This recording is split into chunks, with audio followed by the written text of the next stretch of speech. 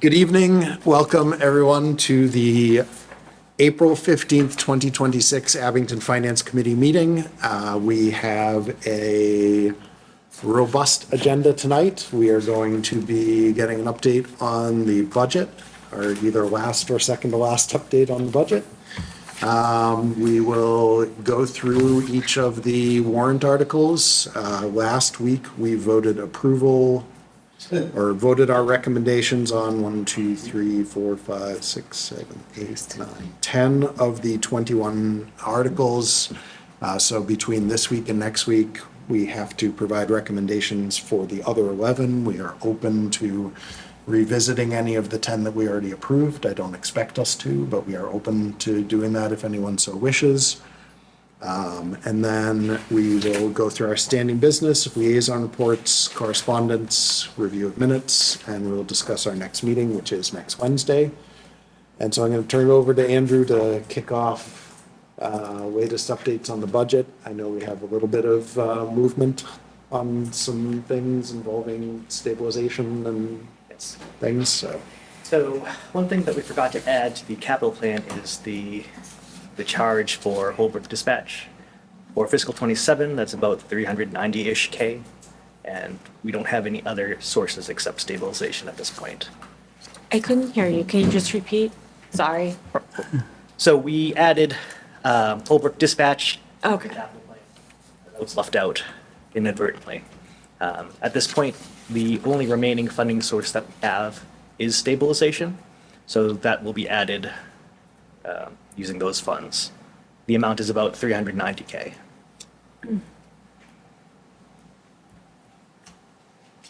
That wasn't that in the budget somewhere? It was definitely in there. We were talking about adding it to the override, but we took it out. Year to year, that has varied between budget Budget and and capital based on where we were at with the budget and what we needed, and partially because there are years where we didn't have the cost for that when, I think, was it police that were on board first and then fire came on, or was it the other way around? I know the state was giving us money to cover almost all of it at the beginning, but that money has gradually disappeared, and now we're on the hook for the entire amount. Yep. Andrew, where does that leave our stabilization? Once we take, so because we're using stabilization for, what was that was gonna require a 2/3 vote? Right. For the budget, like, So that was actually a question I had based on communication during the week with the town manager. I believe we were able to move things in the budget so that we are not using stabilization funds for the budget itself. Right, so we moved around some items. We were using free cash for a couple of the fire panels, as well as the tasers. Yeah, okay, that's up. And we were using about 20K to balance the budget from stabilization. So I've rebalanced it so that the budget does not use any stabilization money. okay. And the capital plan is the only use of it. The total amount is about 902,000, as you can see on the screen. That would remain after we use the 300 and, tell me the number again. No, So that's the total amount use. used is 900,000. So that would leave us about 2.3, 2.4. We're not adding to the stabilization this year. No, We're taking away from stabilization this year. So we're using 902,000. Is that correct? yes, From stabilization. only on the capital plan.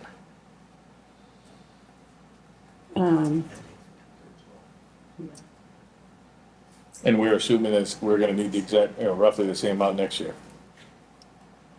For the dispatch, yes. No, I'm just talking about, From stabilization, from stabilization. It depends on what the capital plan looks like next year. depends on capital plan, it depends on the budget, it depends on money from the state. Well, it's not gonna depends go on down, local right? receipts. We don't know Has it ever gone down? the amount that we Yeah. need to take out of Nope, stabilization just like to whatever, balance. whatever. The dispatch, you mean- We need for that is. We've had years where we don't have to use any Any stabilization. stabilization. Yeah, Like most recently? of the years that I have been on the committee, we have not had to. We've either not had to use money from stabilization, or we have actually, like Abby was asking, we've actually put money into stabilization, which is why we had a robust stabilization fund to be able to dip into a little bit at times like this. Yep. We don't Sorry. want to, but Andrew, what was the number again for the dispatch, Holbrook dispatch? It's 382, 673.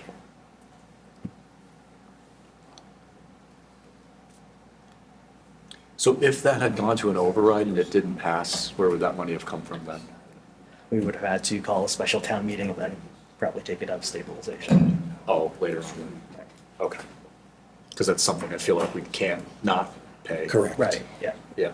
That, is this not the correct time to ask about the, like, anything on here that's fixed slash required?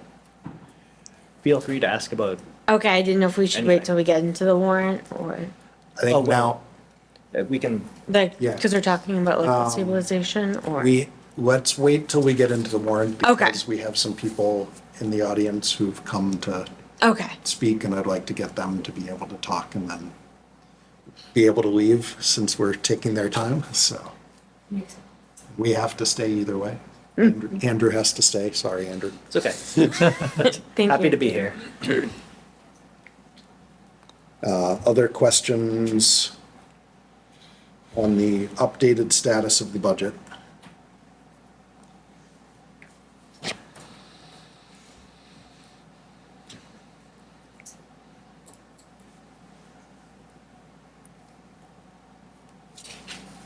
All right.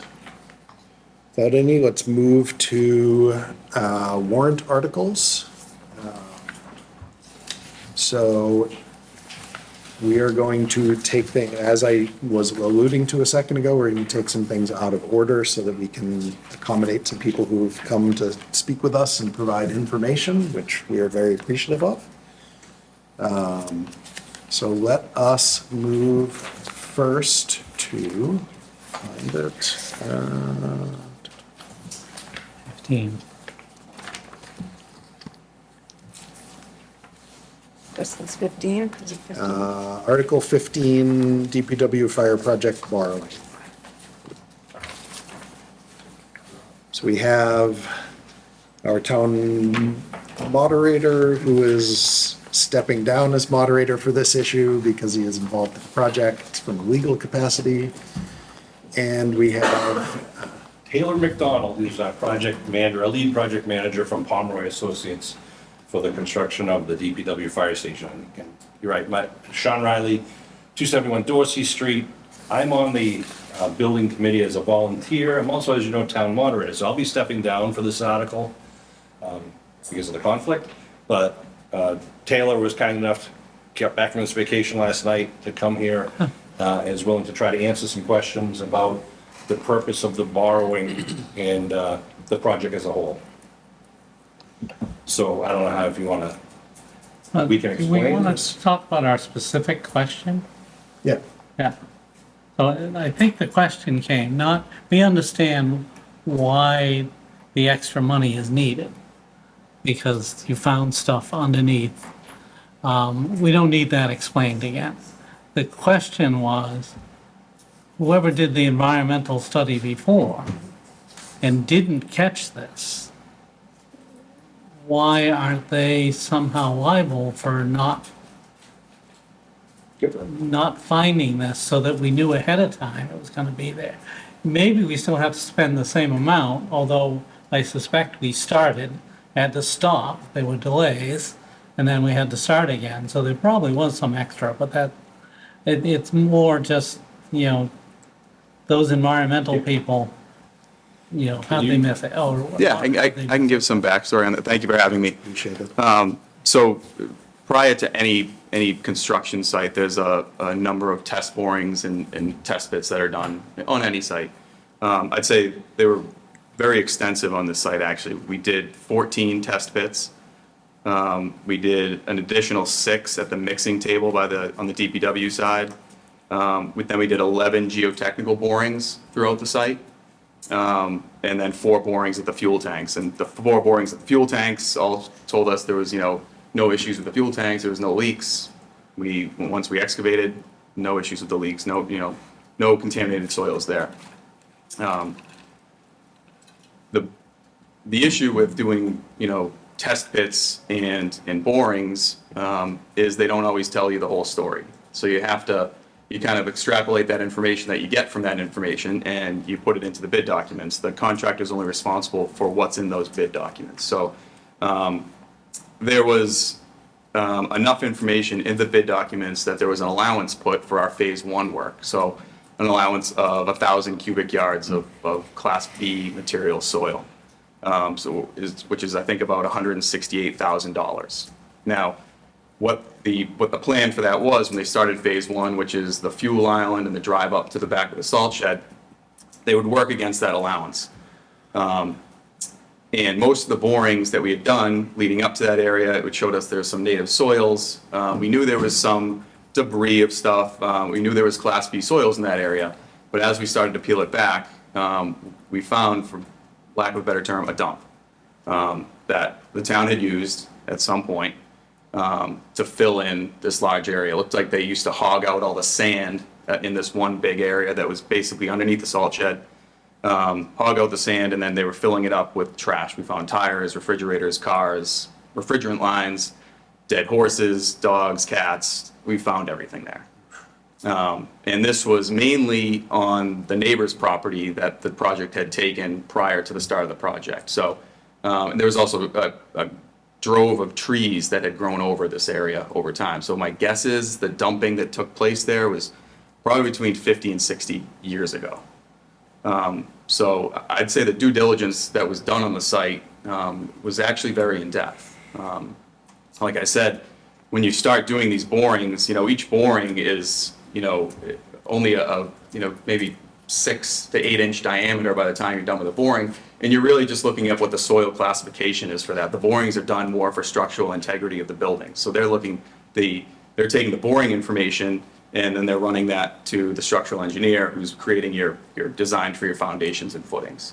Now the test pits are more out there to see if we, what does the fill look like? Do we have any issues with finding, anything really? So there was no major red flags other than we knew, yes, there was some issues with the soil. That's why there was an allowance that was carried in the bid.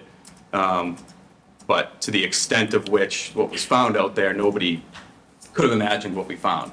Now, had we found that when we were doing these test pits and borings, it would have been included in the bid. The bid would have been higher by X amount. Even more than I think that we're at now. I think actually it helped the town, the fact that it was found the way it was, because we were able to work it off on a time and material basis. And had we found it before and it was included in the bid, my guess is it probably would have been $3 to $4 or $5 million of a cleanup, because we were able to leave a lot of it in place. We were able to institute geofabric and come up with different design ways to keep some of it in place. Everything that had to come out, though, it had to be sifted through, then it has to be tested, then it has to go to a disposal facility that will allow it. There's only certain disposal facilities based on the soil classification. So it's a very intense process. And I guess that would be my answer, is that I feel there was a very good amount of due diligence done on the site. You don't always hit what you expect to hit. We've had, sites where you poke 10 holes in the ground in the area of the building, you don't hit any ledge and you start building and you hit ledge. It just happened to us in Stoughton, we had to blast. It's not a perfect science. You're trying to understand what's there. It would be cost prohibitive to poke 100 different holes on a site before going out there. So I think the due diligence was done on the site, and the project contingency paid for what it could. And that's what's now been used, the entire project contingency. All of the All of the contingency has been contingency, used. and extending past it. But so the contingency was used to pay for that. It is paid for. We don't owe anything for Correct. removal. Like, that's not an outstanding debt of any kind. On phase 1, correct. So, yes, the contingency was used to pay for that. In our budget right now, there's no furniture. That's all been scrapped. So it's bare bones at this point. If I can add and kind of clarify, we knew in the back right where the salt shed, that there was some sort of a dump out there. We knew that. Sean, from the town or from the previous, is that the neighbor's, It's. was previously the neighbor's land? We knew the town had a dump site where when they clean roads with the road cleaners, they would dump the scraps out there. So there was pieces of asphalt, things like that, old telephone poles. What we didn't know is the town actually was on the private property. Went well into the private property's backyard. That old house, I know some people don't even remember it being there. The town had bought it right before this project started, and that ran from Central Street all the way back to the cemetery. When we started digging in to where we were, that extended into that private property, and we found out the town had buried stuff out using there it, 50, yeah. 60 years ago, is our best guess. So things like when we found telephone poles, and once we find stuff, we're now obligated to remove it, because you can't put a building on top of it. And it's not necessarily contaminated soil. When you hear contaminated, think like it's oil spills and things like that. The biggest problem we had was it's called impacted soil, which means it's not natural soil. It means it has stuff in it, whether it be telephone poles or rocks or tires. It has chemicals in it. Yeah, so you can't Some just sort. throw it on a truck and bring it to a clean dump site. So as Taylor said, we had to sift everything, which would cost us time and money. And the telephone poles eventually, they had to review those, test those. That takes 4-6 weeks paperwork. They ended up having to go to Maine. We had to find a place that would accept them. Though the impacted soils that was relatively clean went to Bridgewater, was it? East Bridgewater, Bridgewater. Maryland's Landing. We found, digging out there, there was a small area of asphalt shingles, probably no bigger than this table. That had to be set aside and roped off for like 6 weeks until DEP come down and look at, because it's asbestos and shingles. So the regulations right now are so strict. It was amazing what I've learned about different classes of soils and all this, but it's expensive. One other site, we were worried also about, well, I can't say worried, we're concerned about the old highway department. If you remember, it had a long roadway kind of that went from Central Street all the way back. That used to be called, what was it, the mixing? Mixing table. The mixing table.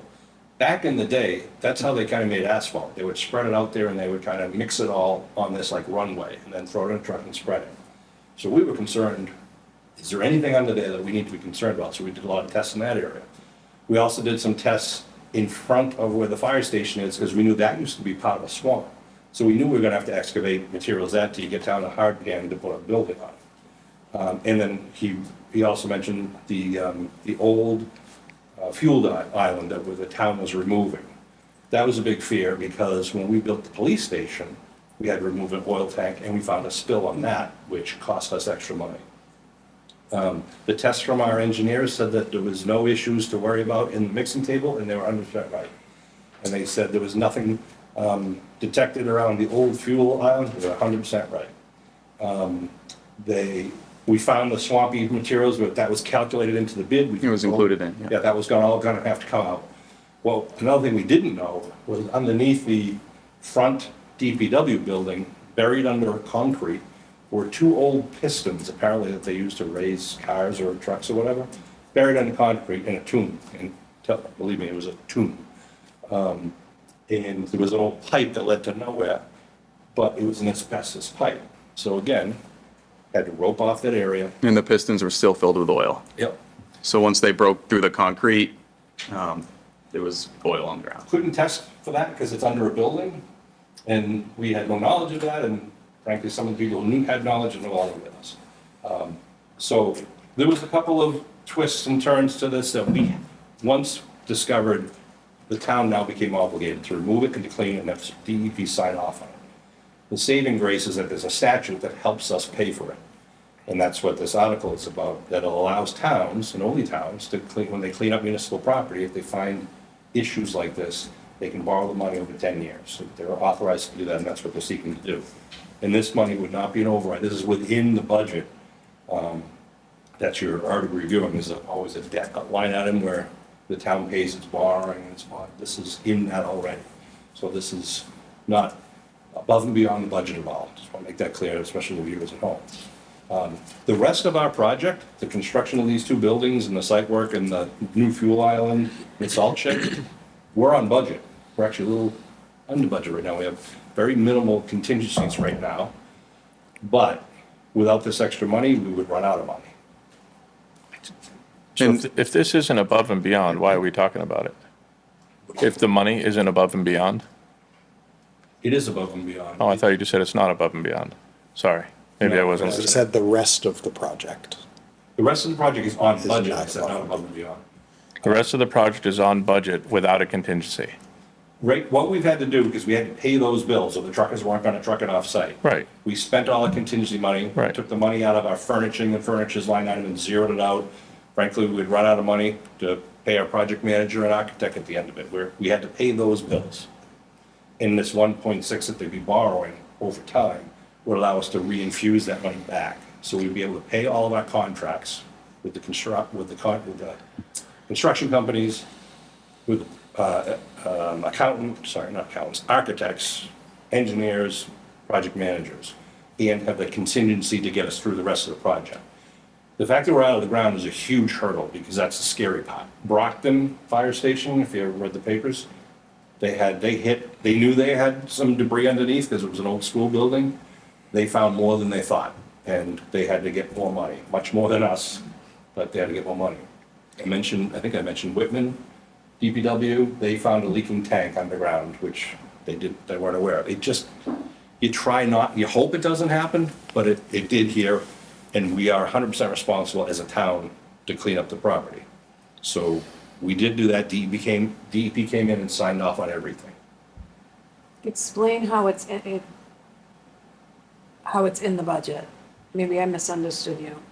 So the town approved $38.5 million for the project as a whole, which included the fire station, DPW, the site, the salt shed, and then they separately approved the 1.2 million for the new fuel island.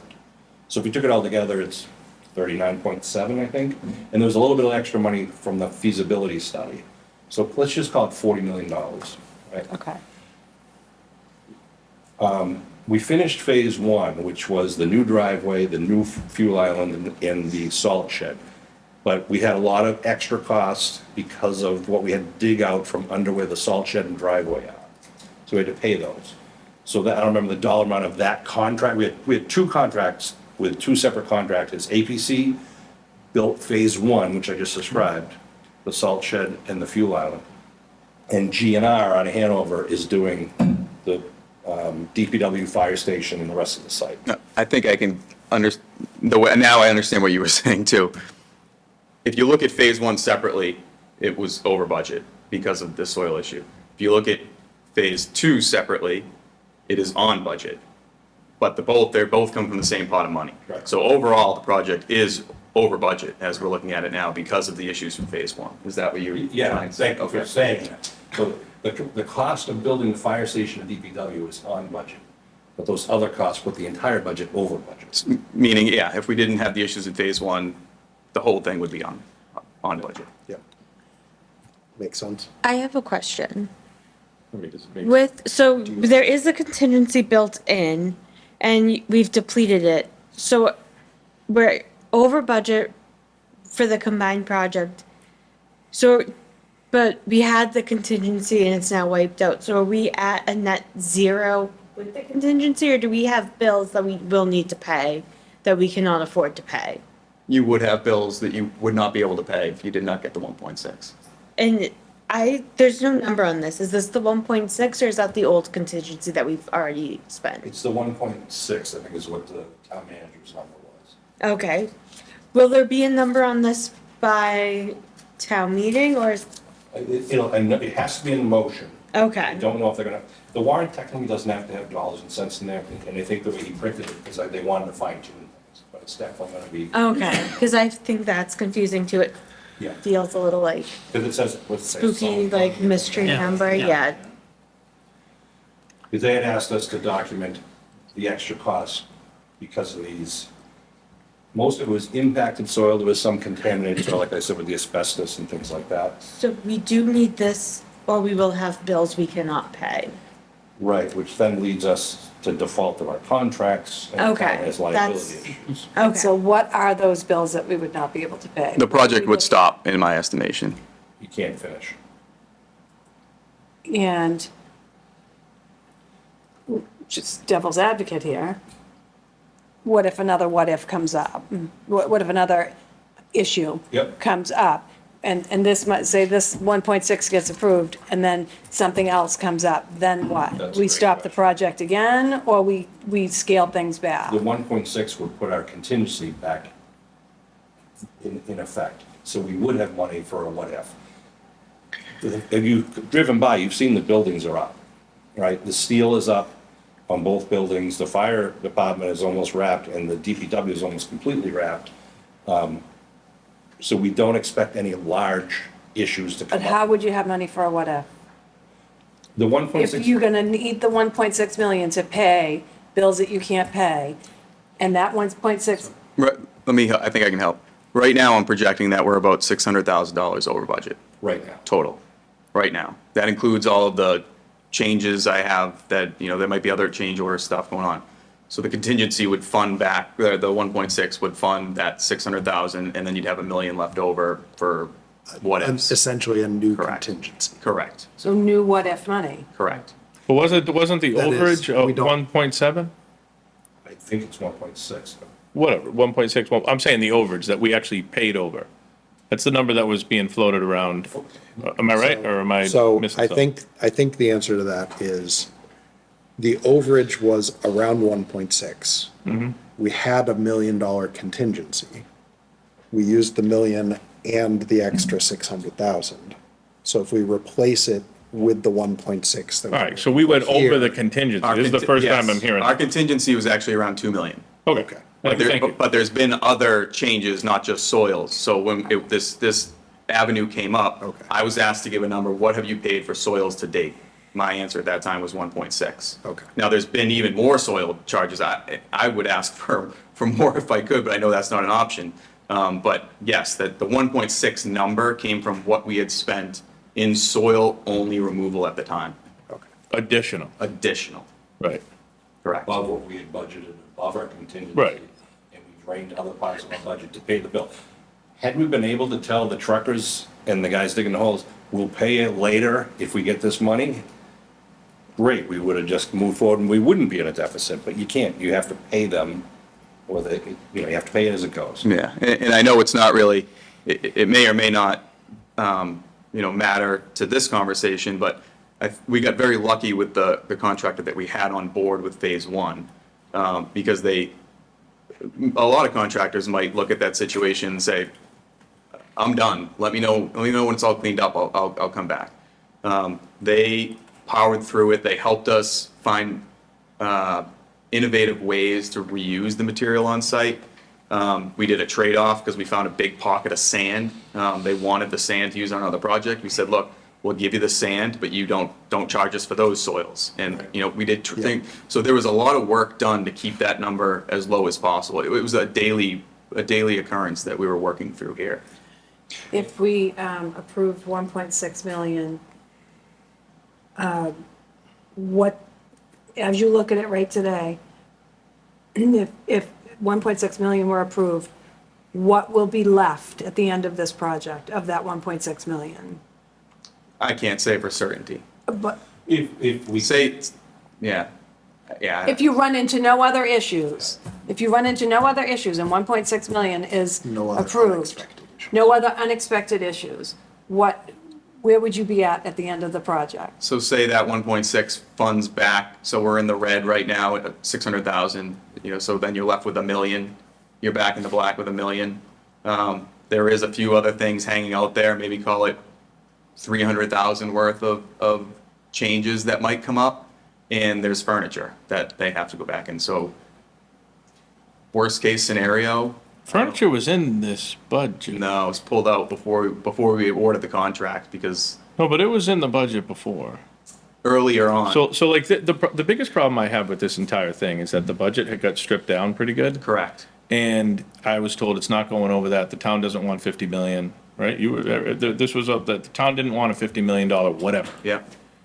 And it's gonna end up being there. But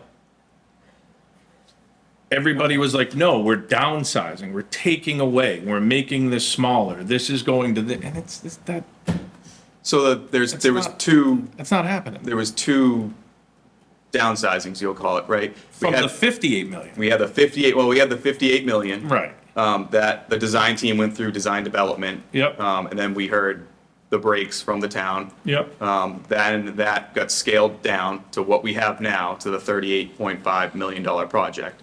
No, I think it got scaled down to like a 40-something million dollar project, which we said no to. Everybody thought the town said kind of no, and then we got to this one of, all right, well, this is under 40 million, this is what the majority of people in the town would say yes to. Yeah, I don't remember if there was Yeah, an it's interim okay, one. I'm just saying, I don't- remember these like steps of, Either way, I think I'm gonna help explain something. When we got to the 38.5, that project was put out to bid. yeah, When the bids came in, if we had kept all the furniture and all the AV and all the other soft costs in there, we wouldn't have been able to award the bid.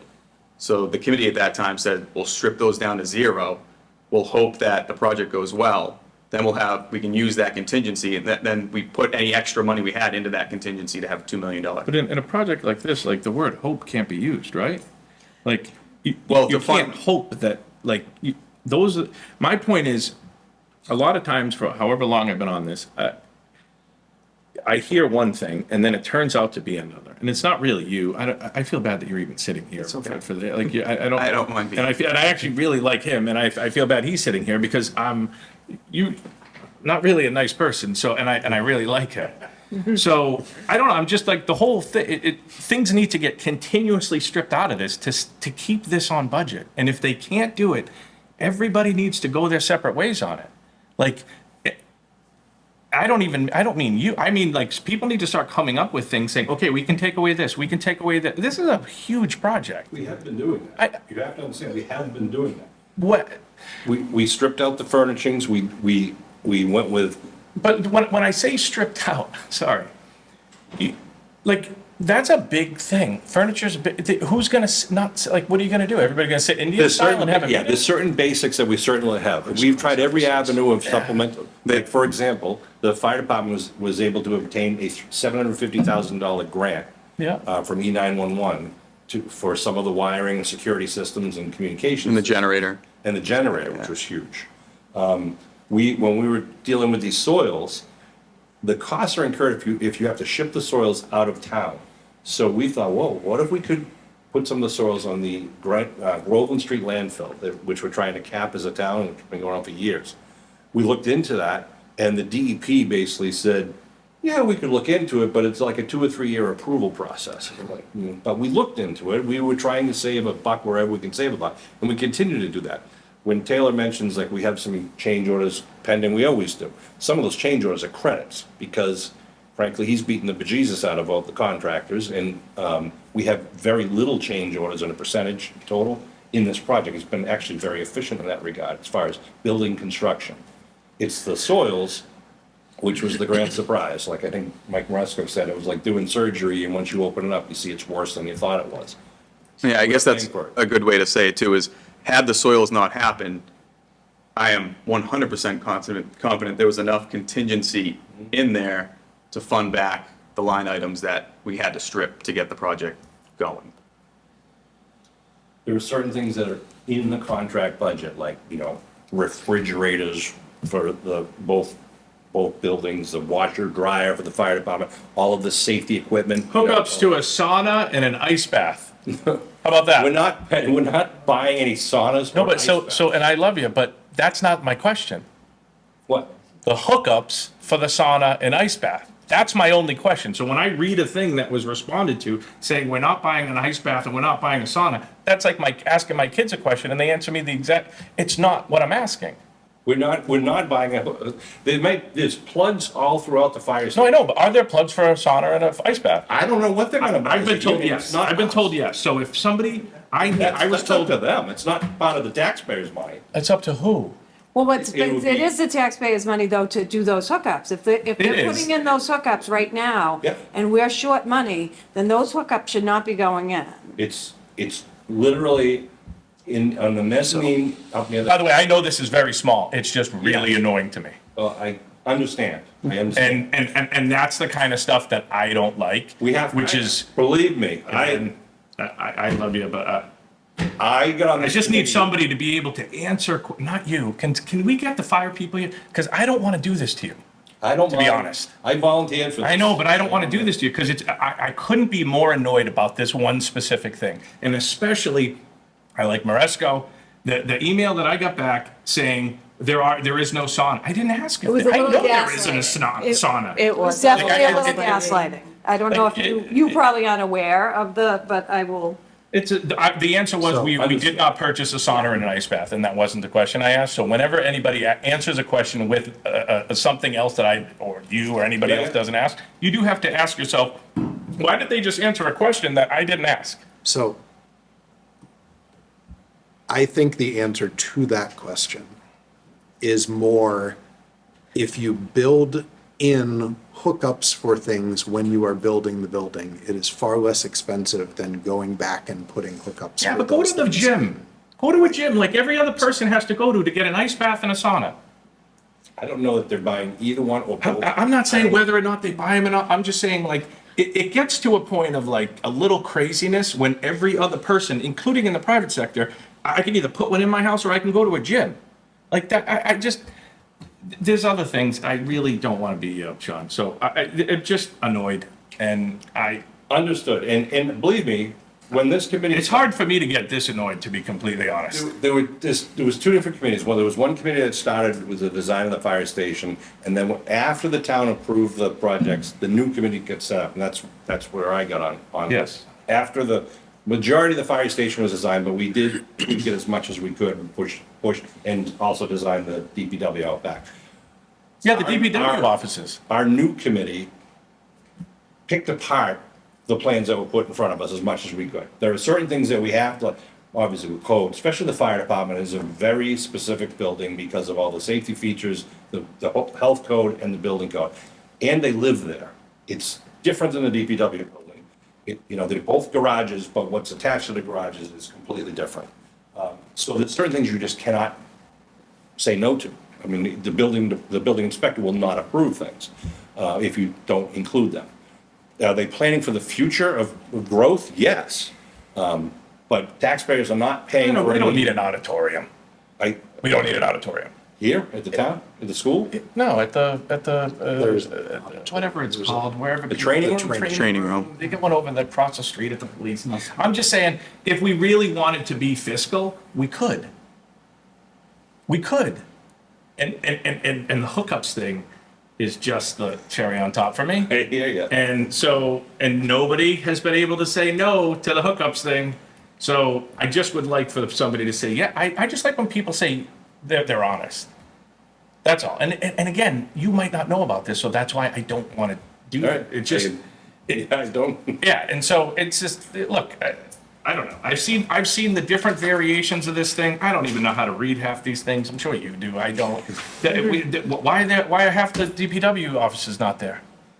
That was a town decision early It on. was not a that town some- no, decision, there is or a- maybe a selectman Sure. decision, but Yes, there the town is. thought we were getting two different things. There is office space at the the new DPW building. It's my understanding they're also gonna maintain space at the current Yes, definitely DPW stay in sewer. there. Because that building has to stay there because that's where it houses the town sewer pumps. Correct. So there has to be someone in that building.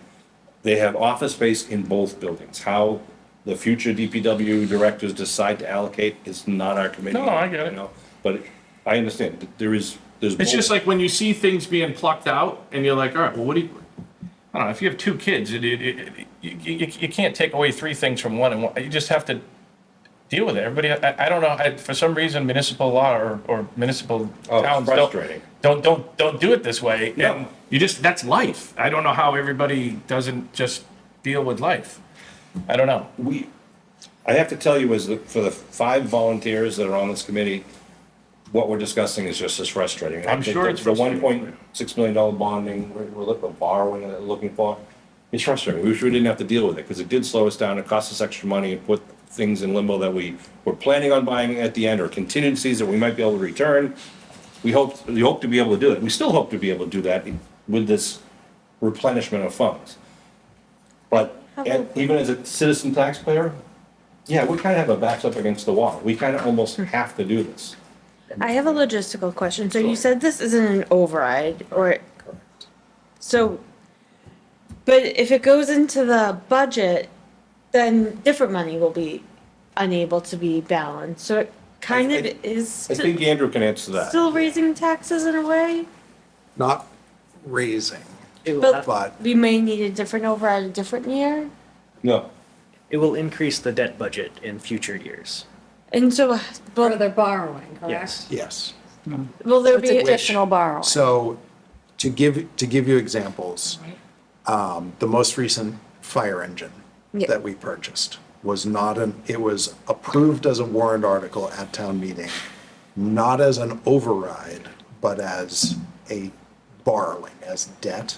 And we factor everything that the town has as debt into the debt payments for the year, and that's one of the line items that we figure out in the budget. Now, and does we have to that- work everything around. stay a certain amount, or if we add It 1.6 changes- to it it, that'll changes go every- up? It starts to drop changes- off a little at a time depending on how It- the payments are. Yeah, it changes every year depending on where each of the things that we borrowed are at and what, if anything, new is added. what's the in. interest rate, all that. But Yeah. you're absolutely But to your- right. Because By I'm not- adding more debt, 'Cause I'm we're not increasing anticipating a that good budget year. line. And Yes. by increasing that budget line, there's not enough taxes. money to pay has to- for it- other things that The now budget has to go get into balanced the somehow. override. But I give credit to the town manager Yeah. and to Andrew Yeah, to do it that way. Yeah. Because you don't need an override for that. We don't need a separate, it's within the budget. Because, as Matt said, that debt and liability line item is in every town budget. Because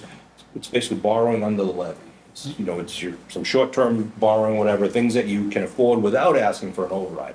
So this is a cost-conscious and more efficient way to do it, and that statute allows us to spread it out over 10 years. So but there's still a little bit that's going into the budget because Sure. we're paying interest. So, Because yeah. it's going in the interest, somebody else can't use that money for their budget. Right, And so- that so causes if we're them to taking have a 1.6 little bit of an override. It is with spread an- out over 10 years, Yeah. which is a great thing. Taking But 1.6 you're over right. 10 years with interest, you'd say That's what I'm- roughly somewhere 200,000 each year. I have no, I haven't seen any numbers, but yeah, I would But, assume so. Like, say as a round number, we can expect that there would be 200,000 in the year that we would have to figure out where that comes from when we're balancing next year's budget. I am struggling with I understand that if it were just that it was the issue with the soil and, but whether they're gonna purchase them later with the union or whatever's gonna happen with saunas and ice baths, I cannot with like that. Yeah, If we're putting in hookups for that type of, for future eventualities, because I don't even, So, it's there's just, an outlet on the walls in there that I don't know. If the DPW wants to go buy a ping pong table for their break room, that's on them. It's like any right, but other. I'm not So- today paying for them to do that 10 years from now, 5 years from now, 2 years from, like, I'm not putting money into that ping pong The table with my DPW bought tax the money wood to today. put the ping pong, basically the DPW buys wood today to put the ping pong table together and just doesn't tell you it's just wood. That's exactly what's just happening, so what's happening with I think an analogy of what's happening You don't is like it's it? more, He's it's the one that gave ping pong. it's I don't more know. like I'm trying to roll with it. if you're putting a You do. mount on the wall for a TV that goes on the wall. You're not buying the TV, but you're buying the mount with the Taxpayer money. intention that the TV is gonna be there at some point. The mount, I don't know if it's still the case, when I bought my TV, the mount was like $30. But so Do for you know, me. do we know, and I'm I- guessing, I- I'm guessing the answer to this would be no, you don't know offhand. Would you know roughly what a hookup, like doing the hookup as part of the project would cost? I honestly can't answer the question because I don't know what the intended, Not a worry. there was extra power asked. There's extra power in all the buildings, in both the buildings. Yeah. There's extra outlets in a hookup, from my understanding, it's just power. It's just, But why though? I don't, So everybody just says, hey, we need extra power, cool? No, it's future planning. There was future outlets put in most spaces. I We mean, we had a big issue with, what's it I wasn't part of any conversation with Got it. Asana or, Nor have I heard that at all until you brought it up last week. But we had a big conversation about, what's it called, the lint remover? lint trap, Lint yeah. trap or whatever. The Excellent. fire department has a lot of very technical safety equipment. When they come out off the trucks, they go into what is called their Yeah. hot zone. Yeah. It's segregated from the living, and they have, we had a big debate about, it's basically a commercial dryer, but with a little bit extra to it, and we had a big debate about driving the cost down and trying to make it fit, but also providing for future equipment that we don't know yet even exists yet, so, you know, where are plugs in that mechanical room? And we wanted to have them a little higher off the ground, so they weren't a foot off the ground and behind something, you know, so we're trying to think, we don't know it's gonna, that building's gonna be in that building 10 years from now, or 30 years from now. So I don't, with all due respect, I don't want to get too upset about the fact that we have extra outlets throughout these buildings. That's frankly, I think, good planning. I want the planning. I don't want the planning that, You don't want luxury. I Yeah. don't want planning for luxury Right, and items if we don't have the money to pay for furniture. Yep. Right? Because to me, it's like, pull that out of the project, or cover that some other way. I think if But then it's- I also, Sorry. because of the email that we received, again, it was very gaslighting. So the way that it was worded, so maybe there wasn't discussion about a sauna and an ice bath. But that email leads me to believe that there was. That email leads me to believe that they're looking for the union to purchase those items, which, so then, I don't know anything about what you need for. Can I read the email? So it Just get did, it? All right. so again, I haven't had like discussions about this, but it did come up at one of our project meetings where somebody had thought there was something shown on a plan, there was like a circle. Somebody asked what it's for, and there was like a back and forth. And when I left that meeting, I went and made sure there's nothing in our plans or in our equipment, there's nothing that's purchasing any pieces of equipment like that. I can assure you that. Now, what happens after the fact, I can't speak Right, to that. and to what Greg had asked, he had heard that there was essentially being hookups and planning for future ice bath and sauna, which it sounds to me from what you're saying, you're just doing standard power, That's what I'm aware standard of, outlets. yeah. So I'm naive, I didn't think I, you could plug in a. I don't know what a hookup for an ice bath or a sauna would be. I don't know if you know, but it doesn't sound like Yeah, that's no, you something can- that you- you're factoring into what you're building. I'd have to look at that area again, to be honest. It's not. I don't think it doesn't plug into the wall like that. It would be run directly. So it'd be like a direct run thing. But here, I just real fast, I did follow up on the question from Greg regarding the installation of an ice bath and sauna at the new firehouse. This is from Mr. Maresco. There is no ice bath being installed or a sauna being installed at the new firehouse paid by our taxpayers. There are water and electric connections being installed throughout the new fire station for future health and safety equipment in the years to come. Any future purchase of an ice bath or sauna would have to be funded by the union or with grants, but not by the funds from the building project. Right. And some of that wording sounds like when he asked me about it, because that's what I said. I'm like, there's no ice bath or sauna in this building, and I don't want this project to get derailed on this issue. There's a, I But if know there what is- you're saying with the. Right, the- so that's why I'm saying, the- make But me that's why, understand it then. who's really in charge of this project? The building committee, the town manager. So you guys need to hammer on this one, this particular thing Yep. to say, look, we need to take out all these little things that are maybe in here, out completely, gone, tomorrow. No more, see you later. And because it has to be clean, especially if this was 3 years ago when we had monopoly money, it's just not the case anymore. Message delivered. And unfortunately, if we weren't dealing with these soils right now, Taylor and I would be coming here bragging about Abington. 100%. Abington was able to use $38.5 million to build a fire station and a DPW, and doing it, right now, we're under budget. Take those soils away. You look at, Rockland built a fire station alone for $26.1 million. Stoughton just finished one at $27 million. Lakeville, $21.5 million. It's Bridgewater, well, let's go to, I said Rockland. Easton was, well, that was a police station, DPW and fire for 150, which is I don't know what they built there. Taj Mahal. Price per square foot is $1,000 a square foot right now on a municipal fire station. Compare this or Abington project to DPW. anything around, and Abington taxpayers are getting the much better bang for their buck. I don't get think a lot of you're, that. just to be clear, I don't think you are doing anything. I'm saying you're getting bamboozled by a couple people. Yeah. And that's what I think is happening, and you can't, how can, you have a job. Like, you can only deal with so much. I can't, I'm volunteering. I know, but I'm saying, like, you have an actual job, you know what I mean? Like, if this was your job, I would be harder on you. It's not, and that's why I feel bad, because you're doing the best you possibly can, just like we do the best we can with the information given to us and the time to digest it. I I don't will like certainly the- follow up on that, yeah. I'm sure that everyone has heard that. I don't want that to taint your decision about supporting the funds needed to complete this project and to reimburse us for the cost of the soil underground that we would have no way to really know the extent of it.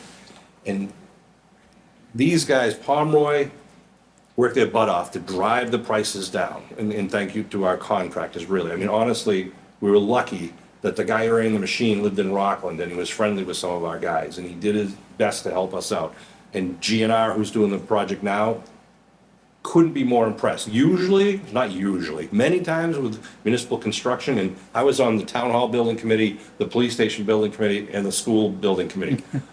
We've had situations where the contractor fought us tooth and nail every month to get more money from us with stupid change orders, trying to fight to get everything, and blow our contingency out of the, you know, take every dollar we have.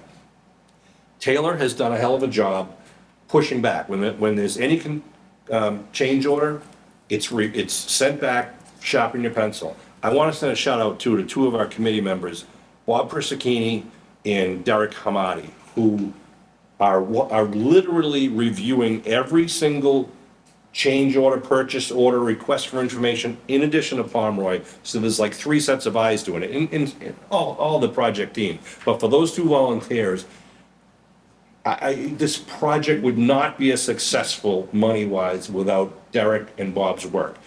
I don't have the time or expertise to go over that stuff. They do, and they volunteer for the town to get it done. And again, I hope you'll support this because frankly, if town meeting doesn't support it, the project stops, but we still have the bills to pay. When, it's not like we can give back the 38.5. We are under contract to pay those contractors to finish the buildings. And we, you know, there's no, and Frank, let's be honest, we we're don't in a really very have an option. difficult Yeah, to be honest, I've been doing this for 18 years. I know I don't look like it, but this is the first time that I've ever been over budget on a project, period. And I've built a lot of things. And we felt comfortable with that budget going in. It was a committee decision to, okay, let's strip everything out, let's go in. I said, I just want everything in that contingency. If something comes up, we have to have a way to pay for it. And then when this soil issue snowballed, day one, when it came up, I ran into our no longer here, Scott's office. And I said, this is what we have going on. You need to be aware of this. I brought the committee in, brought everybody in. I said, this is not going to be good. This is going to be a lot of money to clean this up. And it's something we've been managing as well as we could, but it got to the point where it's beyond what we have for contingency. Yep. Very unfortunate. Again, Had everything gone smoothly without that, we would have, projecting things down the road, we would have had money left in our contingency to actually buy the furniture we wanted and the other things. But we just could not commit to buy that stuff until we knew what we had left at the end of the project. Right. So that's what Can the you one. get to the bottom of the hookers Derek, issue? Derek has to know Yes. about this. Can you get to the bottom of that? Because that will, Yes. if I know that that's not the issue, if that's not a plan, that's not being done, that makes me, that's my only hangup was supporting. I understand running into unexpected, I understand Yep. using all of that money. You don't, something totally unexpected. I just can't get behind something if there's being money used other ways, even if it's $20. Yep. It I sounds understand. ridiculous, but I it's am like. all for it. Okay. Not for youngsters like Barbara. For people our age, we remember projects like the Big Dig going like Yep. 18 billion instead of 2 billion budgeted. So And again, right now, this is nothing like Yes. that. as we stand today, our contingency expenditure, or change orders, I'm sorry, at 1.2% of the total project cost, which is excellent for us. And if that continues to hold true, we're great. I mean, And that includes the soils. does it really? I believe so, yeah. And just to be clear, it's not because anyone mismanaged anything or was, Sounds like about 80 years ago, somebody mismanaged. And I will tell you, Unfortunately. We have asked, and the town manager has asked town council to review the contract, in the inspections that were done, to see if there was any sort of, things that weren't done wrong or weren't done enough. It's a hard case to prove, but we're looking at that too. I want people to know that. So due diligence is being Yep. done. We definitely have to, and that's why I was actually happy that Maresco is doing this, Yeah. because for whatever reason, one of the other issues that, for however long I've been on here, is that, like, there is no accountability. Police siding, the warranty ran out. Well, we knew about it 2 years before that, why didn't, it just Yeah. happens, the field over here, it looks like my head, the hair falls out of all this entire field. I've never been on a field, I played professional baseball, I've never been on a field that happens to. The going around the circle here at the school, we had to have to repaved because something sunk in or something. We had to pay that, or what, I don't know, something about where the buses came from, where the buses were. There's always something that no one's ever held accountable for. ever. Well, I'm not saying you guys aren't doing a good job beating people up, but nobody's ever held accountable. we are doing our best to hold everyone accountable in. So if thank you you, were- thank you for doing it, because maybe we don't hear about it and see it, and we'd love to hear about it and see it, because it's the one negative thing, is that every time there's something, there's always something, and we're just out of warranty, or exactly what you just said, it was really hard, it will be really hard to prove. I mean, we are literally beating up one of the contractors to have him give us a credit for some towel dispensers that we're not going to install. Yeah. All right, I mean, they're. Every dime right now is, I mean. Yeah. not that it wouldn't be Right, and anyway, he's fighting but us, saying, what do you mean? Like, no, we want every single dollar that, if you were supposed to put up 6 towel dispensers and we're only doing 3, then we want money back.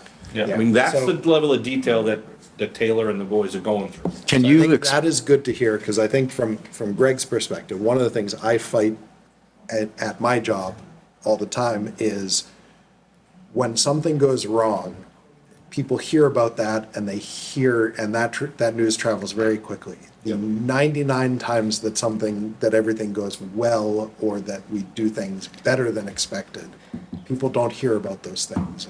And so you feel like every time you're hearing about something, it's something bad and something wrong. I think when you're in construction too, and talking about municipal constructions, I think everybody, is quick to say, oh, that was a design issue. There's, design issues come up. There are things that the designer missed.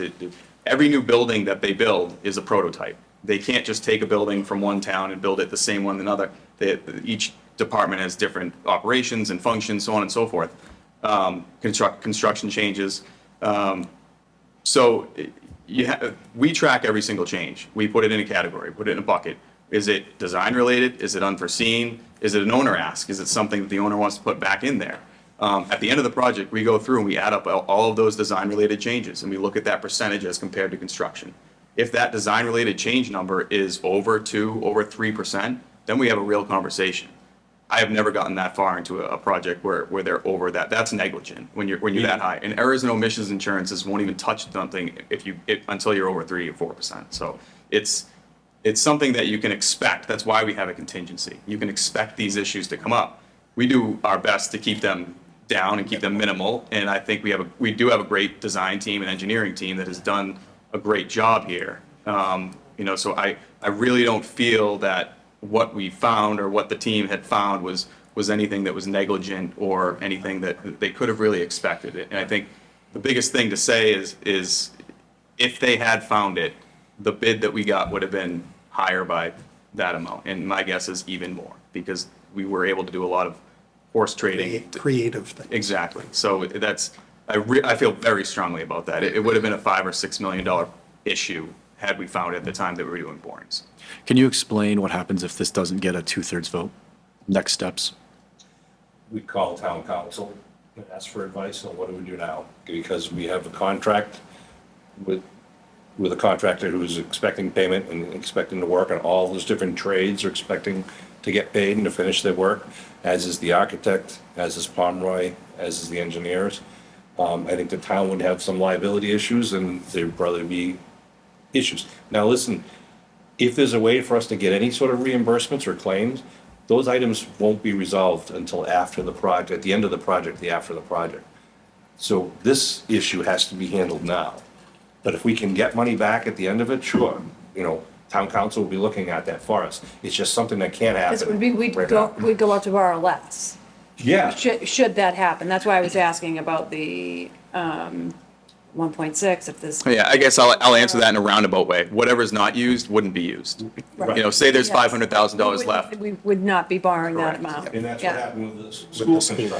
Right, we borrowed less. Yeah, we didn't have to borrow every single dime. Right. Borrowed less. It's not like money's coming back into the town from it, we're just not borrowing, just wouldn't borrow that. And Exactly. at the end, we were looking for some things. At the schools? Yeah, No, we were definitely, we, we were under budget and. no, I didn't say we went over. We were under, we looked to spend more. Some of the funds. Yeah, That some of the remainder of the funds.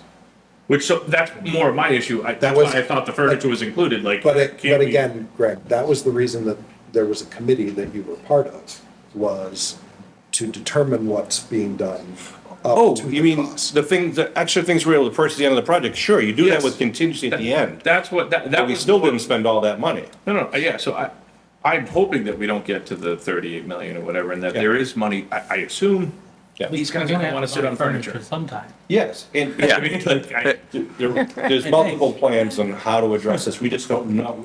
That's a decision that we can put off because Facebook we have several more Marketplace. months. I can't disclose right now some of the things we're thinking of. That was a joke. I know. We're not using Facebook Marketplace. Might want to. But we're not gonna open a building with no chairs. right, and so that's why that's, We will make it work. Well, it's hard for me to predict what's gonna happen, that we're targeting, the fire station would be completed in by May of 2027 right now, if all goes well, we don't have a nasty, nasty winter, although we should have the building. Well, being closed by then, yeah. Yeah, so that'll help. DPW will be finished before then, and we wanna negotiate with the contractor about letting us move into the DPW building while he finishes the fire station. We can't negotiate that yet, because we don't know exactly when the DPW will be finished. But we've had those conversations already saying, we want to, because we'd like to get the DPW out of the North School and on the campus. Even if we don't move all of their equipment there, we want to get their winter equipment there. So we are trying to bob and weave with the punches. I'm really happy with the work that the committee's done. The departments have been great working with us. They're very specific. And, examples, Derek is looking at things that where we're saving money. I won't get into the minutia, but we are looking at the minutia, honest to God. But I will definitely look at whatever this issue is that you guys are hearing about. I That would don't have a to come problem. from the committee, no? I think project manager, we can just kind of direct him to say, hey, make this happen. No, I'm saying that request to have that type of hookup would have to come from someone on the committee. It would be part of the overall design. I don't. But from- Oh, you mean have it in a see, what I don't know Even is if, ask for that. what You I, understand what I do. what I don't know, Barbara, is if there's a specific outlet that was put in a specific place for a specific purpose, or if it's just one of the outlets that is in a wall. Somebody on the committee would have had to ask for that, correct? Like. That would make sense, yes. It would have to come from All of a somewhere. sudden be like, oh, I'm just You gonna, wouldn't just randomly add to something to the plan. Correct. No, without we there wouldn't being add anything we didn't Someone need. requesting. but somebody had to request that, if that in fact is what, Which, We can find it. again, to the answer that we've been given, to the best of his knowledge, it's just standard power and. That's all I'm aware of, water yes. access. There's no, except that then that. There's no equipment that's To going. be, It went on to say that anything in the future would have to come from other funding. Taxpayers are not gonna So- pay for the saw. So, right, I don't know, I'm not paying. just some of the way, the design process works too is the design team is meeting separately with the fire department, they're meeting separately with the DPW. If something was asked at one of those meetings, that's where it came from. Okay, So that's that, I all mean, I- that's what I'm that's how it would have Can come you up. find out where that came The from? committee, And- it does not, did a lot of design meetings, but there was also break-off Wouldn't have been meetings. in Yes. every single. Where, hey, look, down the road, Makes sense. down the road, we want to, Details of what they need. yeah, we want to install another, SCBA room, or we want to do this, that's where that would come from. Okay. Yes. I have one final question, I think. Because, so we're saying 1.6, you said we're 6 million over, or, No. sorry, 600,000 over. Sorry. Projected. Projected. Yes. There was another 300,000 you mentioned. Can we do an even 1 million? My recommendation would be no. Okay. No, because we need to replenish everything so we never come back in front of you again, right? I But, prefer and our hope is that there And will not be money just in left. front of us, but in front of the town. Yes, right. And you know you No, have he to meant buy just in front furniture. of us. That's true, we did. You gotta replace That's- it. He really just meant So- you. Exactly. The only thing, you Get say it? you stripped out the That's furniture, what I said. that doesn't make any sense. We know you're gonna have to buy furniture. We stripped it out so we could pay the other bills. Yeah, Our hope was that we would minimize the under, change yeah. orders, yes. protect our contingency, and then at the end say, yes, we can fund this. And whether we can buy 40 chairs or 60 chairs, we'll decide at that time. But that furnishing is the last thing you purchase. So that's why we kind of, for lack of a better word, shelved it, okay? But we will, are certainly keeping our eye on it. Okay, Yeah. we have to do that. Yeah. But we just can't tell him to go out and start, design, getting bid proposals for furniture, not Yeah. at this point in time. But No. all of the necessary equipment, yes, it's already in the budget. No doubt about it. Some of the bunks for the fire department, some of those are gonna come. They have inflatables and stuff for big emergency. Those have come in, there are some things we're taking from each of the older buildings. Yeah. We don't wanna bring the crap though, the old stuff. So we're doing our best not to waste money. The same thing happened in this building. We bought these stackable chairs, what we could afford, until then we got at the end and we knew, okay, great, we have money, we can buy another 30 of them. Those are decisions you make at the end of the project. And if you have to wait for the next year where free cash is available and you buy 20 more chairs, great, but that can wait. You know what else might be helpful too, is to have an understanding of selling some of these other properties that Yep. they're moving out of. Yep. Yes, I know that we had talked about it however long ago it was, but it would help people, I think, maybe understand and digest a little bit more that some property's worth $1 million, another one's worth 800,000, 100%. 200,000, or because it's, fire, it's not worth anything. I don't know. I'm assuming that's what the answer is. I would think the Route 18 fire station would be a valuable site to someone to Very purchase, right? valuable agree. piece of property. Right, and we can't put that on the market until we know exactly 100%. when we're moving into. But just having an idea, and not, you don't have to attach it to this, but you guys are all talk to people and stuff gets sent out and people, having an idea of what that is, that also might help. Right. Like get people's sort of minds wrapped around, all right, well, what's the name of the place where the DPW has stuff now in the middle of? North School. North School. I think that's a pretty good property. I think they are going out to bid on selling in all school. That's what I and mean, like, so that would be a pretty good idea of saying, hey, asbestos. this is. 100%. Oh, yeah. That's asbestos. Understanding. That's the why they're not building using the committee- inside, Building yeah. committee doesn't have anything to say in those decisions, but we have talked about it, like, we need to be ready to sell the Route 18 fire station as soon as we're out of the Route 18 fire station, because there's no need for the town to hold on to Yep. it, in my mind. And the Rockland Street, Rockland Street, they've been talking about, they're using it right now for storage of various different departments, and I think the idea is, it's gonna save the town money if they hold it. Because there'd be some things that are like seasonal equipment, like, for example, the fireboat could be put up there during the winter, or the street sweeper. There's different things they could use, but there's also town records up there and other departments. I don't know exactly what's in there, but I know the town is using that for protected storage. That's not our decision whether they're gonna keep it, save it, renovate it, that's the town, but it's my understanding they thought it's a huge value to keep that particular property, but I think you'll see Route 18 declared surplus when it's empty. Chris? I didn't think it would be here this long for you. Yeah. Barbara? Great. Floyd? Gentlemen, thank you very Thank much. you. Thank you. Thank you. We know we put you through the ringer. Yeah, no, that's fine. Unrelated, but I could probably talk to Sean about it. I'm curious about that siding issue you had at the police station. How long ago was that? Years. Yeah. I mean, we were told. Was the issue that it warped? 4 years, 5 Yeah, years? It got warped and got wavy? Yeah, and I think water got in, and then we had to redo it, and the warranty didn't cover it, because the warranty had just expired a year Probably before that, even 10. though, So you've redone Plus, it? yeah. I believe so. yeah. Yeah, Well, we had the same issue happen to a police station in Marion. Yeah. And that's what my point was, like, there was no accountability, and we had to put that there was another one of these things. I don't even remember what the budget was. It could have been 30 grand, 5 grand. I have no idea. Yeah. But there's always something where it's like, there's really nobody accountable. So on that one, I was able to prove that it was the issue with the product, Yeah. and they replaced the This whole was the siding same for free. thing. This was the exact same thing. It Yeah. was just, we, from my understanding, we waited too long Yeah, before addressing it. yeah.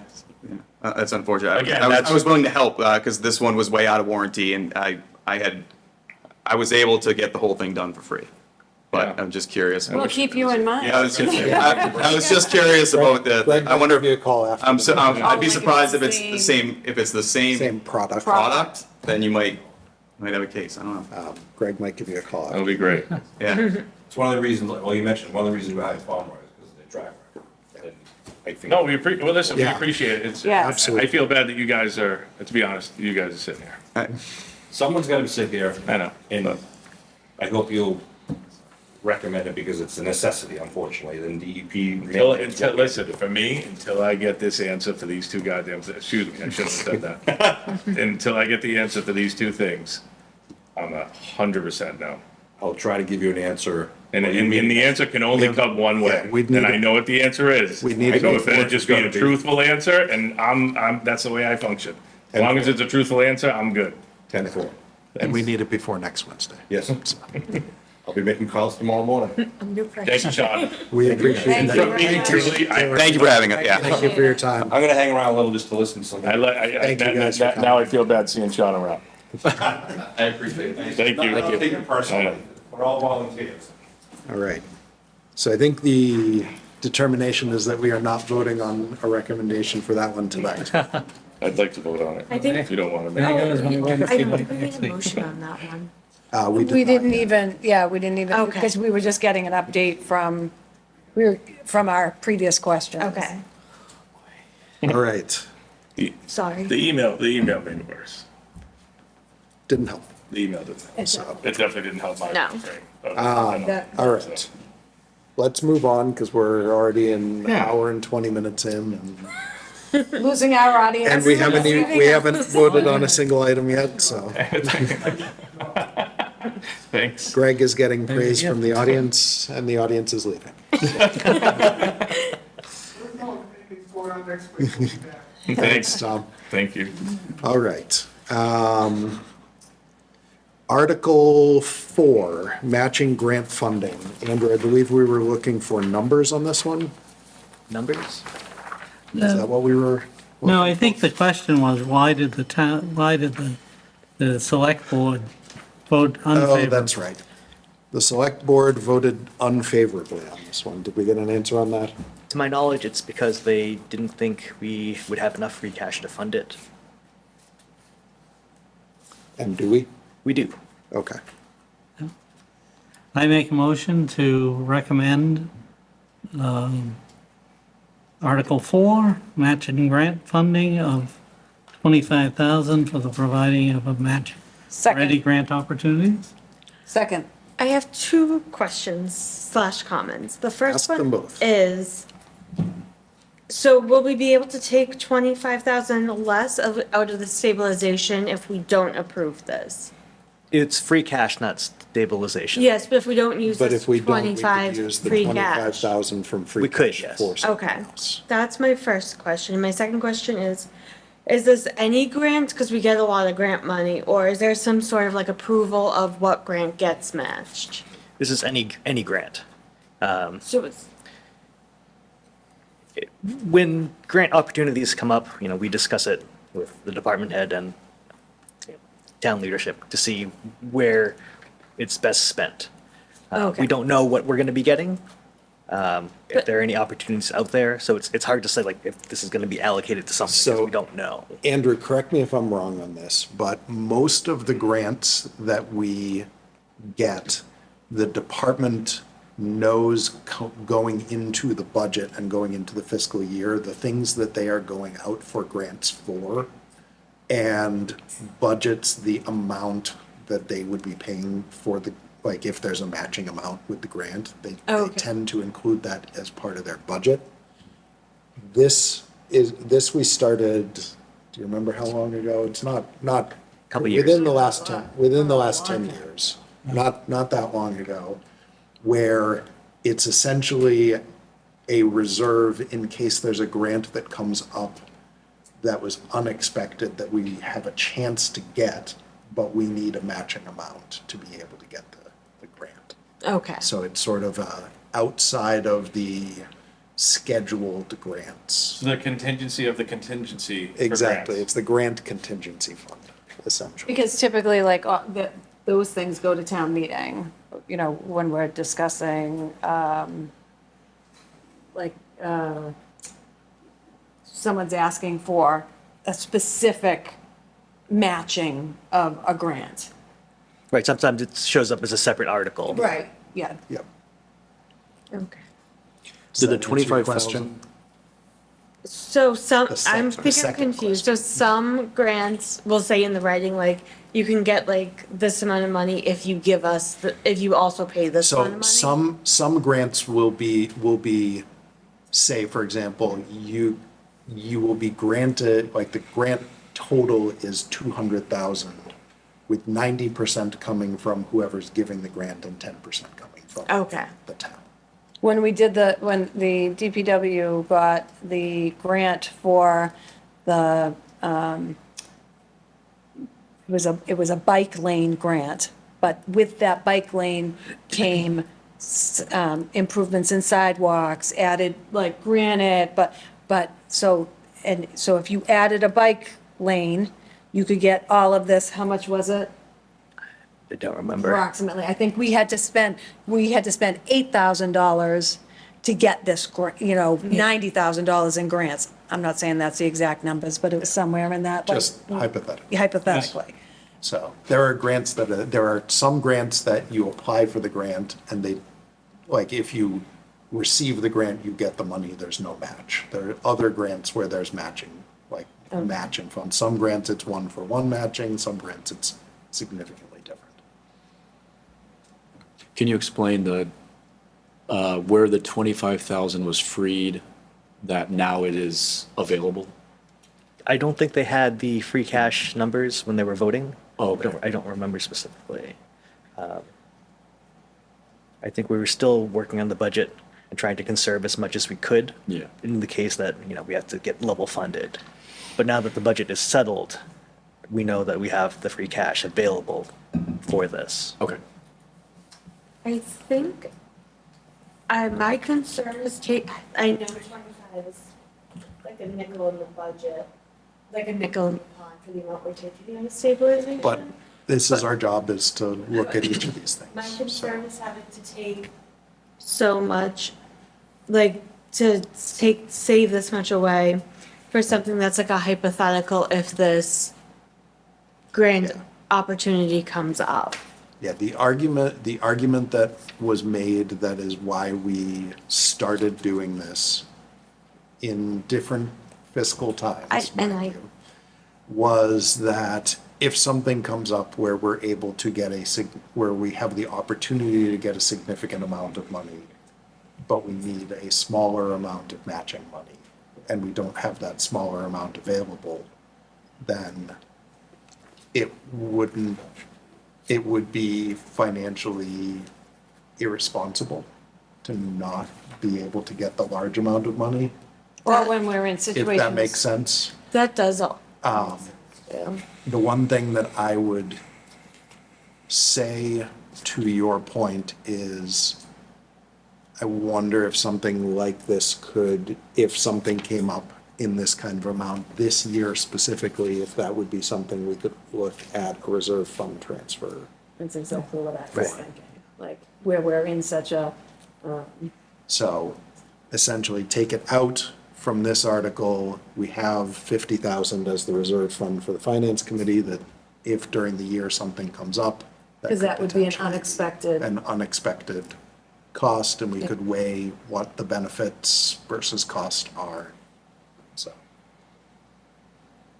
And at that time, we'd know exactly what a project was, or what a grant was for, as opposed to just, This oh, feels too maybe. hypothetical. Yeah, yep. it's definitely hypothetical. It's definitely a hard thing to spend money or put money aside for in a year where we're taking money out of. To use this 25,000, is there any kind of a requirement of approval by anybody? I would say it's a town manager decision. I would say it's a town manager decision. So we've kind of, this article gives him the choice, whereas what Matt is saying gives us the choice. It would give us the choice if it's brought to us as a reserve fund transfer. The other option is that I believe happens sometimes is a department will have a grant opportunity and they'll look at it, at their budget overall and say, we have some wiggle room here that we could use this amount of money for, Right. for a matching grant, and might just do it within their own budget. So. I know grants vary year to year, or grants that are applied for using this money. Are you able to speak on what this past year has looked like? I was I gonna can ask. pull that up. I know that we've done this in the last several annual town meetings. What have we spent out of this? Yep, hold on.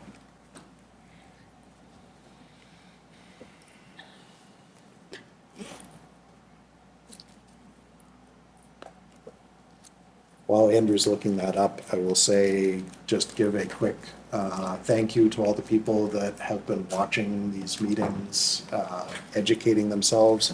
I keep hearing from a variety of people in town and actually out of town that they've been watching these meetings. I heard AJ from the DPW, who lives in Quincy, has been watching them.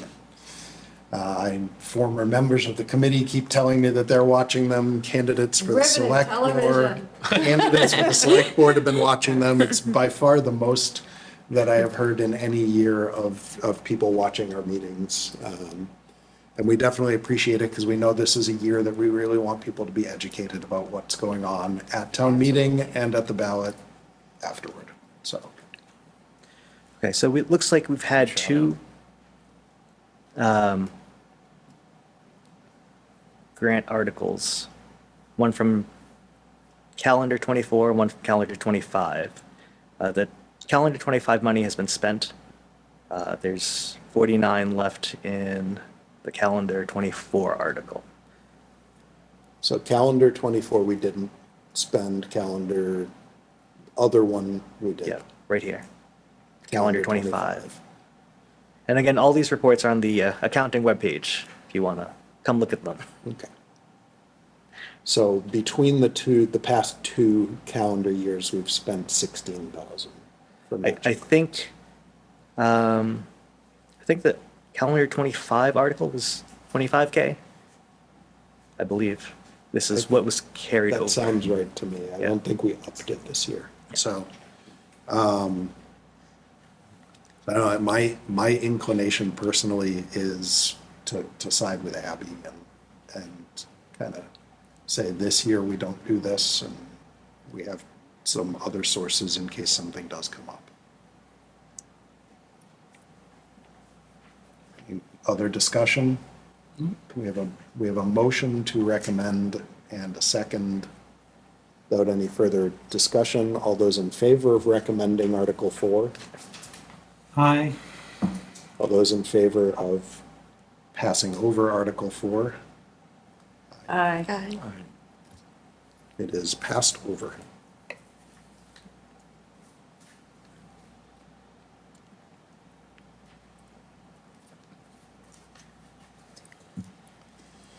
Article 5 is the St. Patrick's Day Parade. Motion to approve, recommend approval of Article 5 for $20,000 to pay for overtime and details of public safety for the Abington St. Patrick's Day Parade. I'll second. It's a motion from Barbara and a second from Abby. Hang on one second, sorry, I forgot I was taking notes on this. All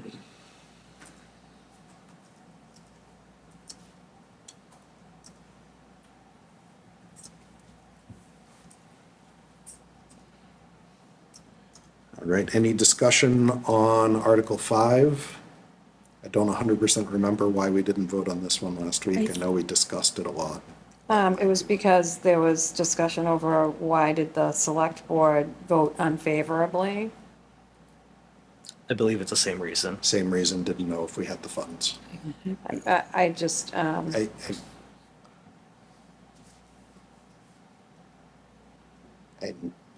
If we don't vote on this one, there isn't a parade, right? correct. And There- it's, so just my opinion on this is, the parade, was started by someone that, has done a lot for the town. In, whether it through I- volunteering or, and to Abby's point last week, it's like a cultural thing. It is, So, and so, you know, you don't just cut the cord on everything in your house, and have no entertainment and no, you know, no fun. no fun, right? Where it's $20,000 for, and, you know, The thing for me on this one is, I do agree with that point. There are a lot of things, like the last one, that I feel like we can skip in a year like this. But for anybody that was driving around town this past weekend when we had the delayed parade this year, it brings a lot of people into town, which is very beneficial to our local businesses. And I think it's a big day for a lot of people, and it's a big day for a lot of businesses in Abington. I think it's Even a something month that's- later, it was still a big turnout. it was a decent turnout. Yeah. You know, even having it delayed a month, celebrating St. Patrick's Day after Easter, it was still a good turnout. It was a little silly, but I'm here for The it. establishments. the very common April 12th St. Patrick's Day parade. There was one in Situate too, so we weren't alone. I was talking with parent of one of the girls on my daughter's softball team, and they were happy because the parade was on her birthday.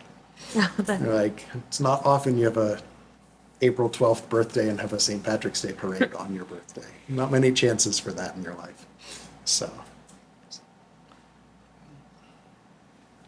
Any further discussion? Are there numbers that show that it's beneficial financially? I mean, I'm sure it is. Like, is there like a spike in local receipts? I don't know. Can't really detect that. I know, It yeah. wouldn't be back That local wouldn't- receipts, it would be like the restaurants in town, the Or- bars, yeah. the pub, Yeah. you know, Right. that type of, the stores, 7-Eleven, Yeah. Stop and Gas, Well, we do have, Any of those, like, like, we do fast have food the type of- restaurant tax. So Right. that could be impacted, but I think. That's what I was thinking I mostly. don't think that's tracked daily, Yeah, I figured it wasn't. but. I just, It would it's- be difficult, but yeah. it does bring a lot of people into. I went to pick up my brother Sunday night at the depot, and I imagine it was much busier than it normally is on a Sunday night. yeah. Yeah. So. And it's good for the town. So Yeah. my leaning is keeping it. My leaning, if anybody asks, I know I will vote on it, but since we're looking at an override where positions could be cut, I don't know about asking for 20,000 for a parade. But I get both. I get that a parade brings people and it's good and fun. But when we're looking at an override a year, but then again, there could be an override next year, possibly. So it's like, how many times? I don't know. Is there any other thought on that? I don't know. I want to vote yes, but With It's okay to vote. Yeah. It's okay to vote. I'm not bullying you, but the cultural significance of a St. Patrick's Day parade is really important. yeah. Any further But you discussion? do have free will. Thank you. Greg, anything? All right. So the motion is to recommend approval. All those in favor, say aye. Aye. All those opposed? Nay. The ayes have it. The next item is funding of the library contract. I am assuming, based on our discussion last week, that there is absolutely nothing for us to vote on for that Correct. right now. That one, we will likely Town meeting night. take no action until before town meeting. Question for the moderator. If we know for the library contract article that we're not going to have a number next week, which is when the finance committee has to provide our recommendations by, what do we recommend? Oh, right here. I think you could just take a motion to pass over it for now. That's what I was going to, And if, in the Say. unlikely event there is a contract completed we We can, can we open can, it up we can that night. revise that night. on the So. floor. So do we Or want to take we that? meet an hour before town meeting, so Right. we could revise our recommendation and change, announce when the article comes up that our recommendation has changed. And I suppose we could print in the warrant that you recommend to pass over, in the understanding that the contract is not yet been resolved. Pending the results of the yeah. contract negotiation. Okay, So can I make that motion now? Because we're yes. probably not gonna. That's Motion. what I was gonna, Motion to pass over pending contract negotiations, Resolution. resolution of contract negotiations. Second. there's a motion and a second. Is there any further discussion? So just for clarification, so that they're just still in their negotiation period with the unions and it's taking a while from. Yeah, so they don't have a It number. is very frequent that union contract negotiations come down to the last minute. Okay, so do they have to be in by the end of the fiscal year? Or do they just have to? Sometimes they go past that, and Okay. essentially it continues the previous contract until something is. Okay, But so that there's a possibility that, like, if the contract negotiations were to be finalized and a number to be given, then on the night of town meeting, the town manager will come to us. We have a meeting before town meeting. The town manager will come to us at that meeting and say, the negotiations have been settled, and this is the amount of money that it's going to cost us. And then we would take a vote at that time on that number. Otherwise, like Matt said, it just reverts to whatever contract they're living under right now until the next opportunity to vote on that. and so it's because they're in negotiations, is that why it's not in the regular budget for the? Yeah. Okay, Yep. thank you, sorry. Anything else? All right, so we have a motion to pass over pending an agreement. All those in favor? Aye. Opposed? Abstaining? It is unanimous. Thank you.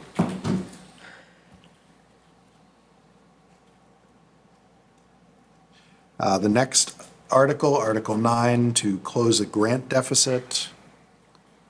We passed on this last week Yep, I have the report here. because, So this is a listing of all the, so there's the 64,829. We spent 1.8 million, we received 1.74 million, so it's about a 64K deficit. And these are the projects that are listed. Sorry, that's really small. And I sorted it by descending, so the biggest numbers at top. sewer main, town hall renovations, Memorial Field, softball field. So these were all the things that we put in for ARPA funds for, and we got most, but not quite all of the Right. funds that we put in for. And so we have $64,000 and change. What didn't they approve? It's, just like little portions of each, There or? isn't a specific one that's for Right. 64. There's nothing that's exactly 64, it's just, that's what was given to us, so. Is this like some of that matching that we've previously? I think this is like, No, this was I that, think this is like when a hospital has a Medicare patient and the patient, so like the hospital bills a certain amount of This is ARPA? dollars Yes. for what they did for the patient. Okay, And they send the bill to Medicare and Medicare says, we'll give you this much. okay. One thing I would like to point out is that because we have a grant fund for this, and it's currently in the deficit for 64,000. When the state calculates our free cash, they automatically deduct that anyway, and will continue to do that until Until we have true it up. balanced that Right. deficit. So, So if we don't pay it, we still lose the 64K. Correct. In potential free cash each year. right. Yeah. So, So motion it to, makes sense to approve it. motion to approve Article 9, closing the grant deficit. It's a motion Of- from Barbara. hold on, sorry. I'm sorry, Barbara. This isn't a grant. ARPA was a grant? Yes. Yeah. So So the only hang thing I'm. on, hang on 1 second, Greg. Let's get the motion in a second Yeah. and then we can Oh, discuss. all right, sorry, I thought we were already That's doing okay. it. Second. We were. All right, now we have a Second second. from Chris. Okay, continue. Sorry. So what didn't get funded in this? There was something, or sorry, what didn't get ARPA? I think what had happened is that the town hall renovation was a little bit over budget. I think we were hoping that it was 180. It came in 250. So we weren't able to get that. And that was for the select board office, the town manager office, and a couple of other, I don't remember specifically, but a lot of that work was done through this. Last week I thought this was COVID money. That's what it is. That's why I said it's not a But But this grant, is but all. No, so this is. Not COVID. This is not COVID money. This is ARPA Oh. money. So there are two separate grants from the federal government. CARES was the COVID money that we received back in 2020, 2021. Infrastructure. That's not what's being discussed here. This is the American Rescue Plan Act. I don't remember specifically. It was after CARES, after. Yeah, This was the monopoly money. This was Infrastructure. after COVID Yeah, to this was the infrastructure. keep the economy moving. Okay. What we're still paying for. All right. Anything further? We have a motion and a second to recommend approval. Not anything else? All those in favor of recommending approval? Aye. Aye. Aye. Opposed? Nope. Abstaining? The ayes have it.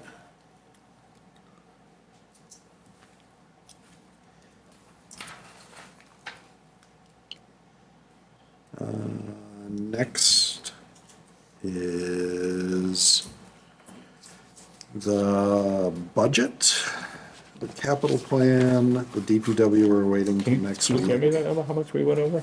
Why don't we move down to donations of land as we still have our, Because if that number is what we went over. town moderator in the house. We had questions on the donations of land. Number 17. So 17 Thank you. Which we got an email and about. then 19.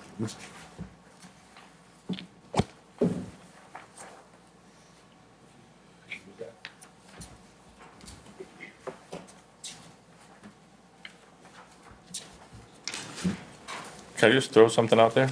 I just asked Andrew to find out how much we actually went over on that project, because if it is any number close to that number that we just voted on, we went over by a lot on whatever that budget was. So if we thought it was 180 and we went over by 60 or whatever, I don't know, it could be 10. I just want everybody to understand that if that number comes back and it's high, I mean, shouldn't somebody know that before today? But I think Andrew explained that what they did was to make sure that we got the full amount, that we could obtain from ARPA. We put a lot of things in there, Yeah, expecting some of them to get denied. yeah. But things we needed, we tried to fit everything we needed into that. And a few of them got denied, but we got all the money we could out of ARPA. And they're gonna take that money from us, from our free cash if we don't pay it, so. So The state's gonna take it. Greg's point is accountability. Right. Yeah. And the project that was estimated at a certain amount coming in significantly over that amount. I'll take a look at the contracts. Regardless of the funding and the grants and where the money comes, Chris's point is very good, that we put things that we didn't expect everything to get approved on there, trying to get the most approved that we can so that we would spend the least amount for those things as we possibly could. That is a slightly different point than Greg's point. Yeah, my point, sorry, I'm not, No, my it's point okay. is if we went over by 30% on a project, we should probably rethink whoever is saying yes to projects. I don't think we necessarily went over. No, I asked, sorry, what you maybe didn't hear was that I Yeah. asked, Oh. was there something that, Oh, okay. and he said, Yeah. yes, on the renovation that was done, Oh, okay. but he doesn't know the exact number. So all I said is, could we get an exact number? Because if that exact number comes back at 55 grand, I and see. we know that we went over by $1,000 here and $200 Yeah. here, that's a very different thing than each one of these things we were over by a couple grand. Yeah. Yeah. You know what I mean? Yeah. Yep. Yeah, I'll get that for you. Thank you. But according to the state, or whoever is charged for ARPA, it's still 64 Correct. that they're gonna deduct if we don't pay it. Yes. They don't care if it's a accountability issue. Right, They just no, want the to money. me, They're just gonna to me, take it from Greg's us. question for accountability is Yeah. a separate Yeah. follow-up from the vote that we took. But Okay, yeah, right. it could be that the 64 wasn't an over budget. It was just something that didn't fit into ARPA. Correct. It might not be Yeah, we don't related know. to the town hall Yeah. renovations at all. I don't know if But there's you're any right. way for us to Let's know find out what it is. Yeah. I'll what check. did and did not get, so that would be good for next week as well. The project was done over 2 years ago, so Yeah. I'll review. Yeah. So the two follow-ups for that, one is the project, the town hall renovation project amount and overage for follow-up for accountability purposes. The second one is if there's a breakdown of what did, like amounts that did and did not get approved for ARPA.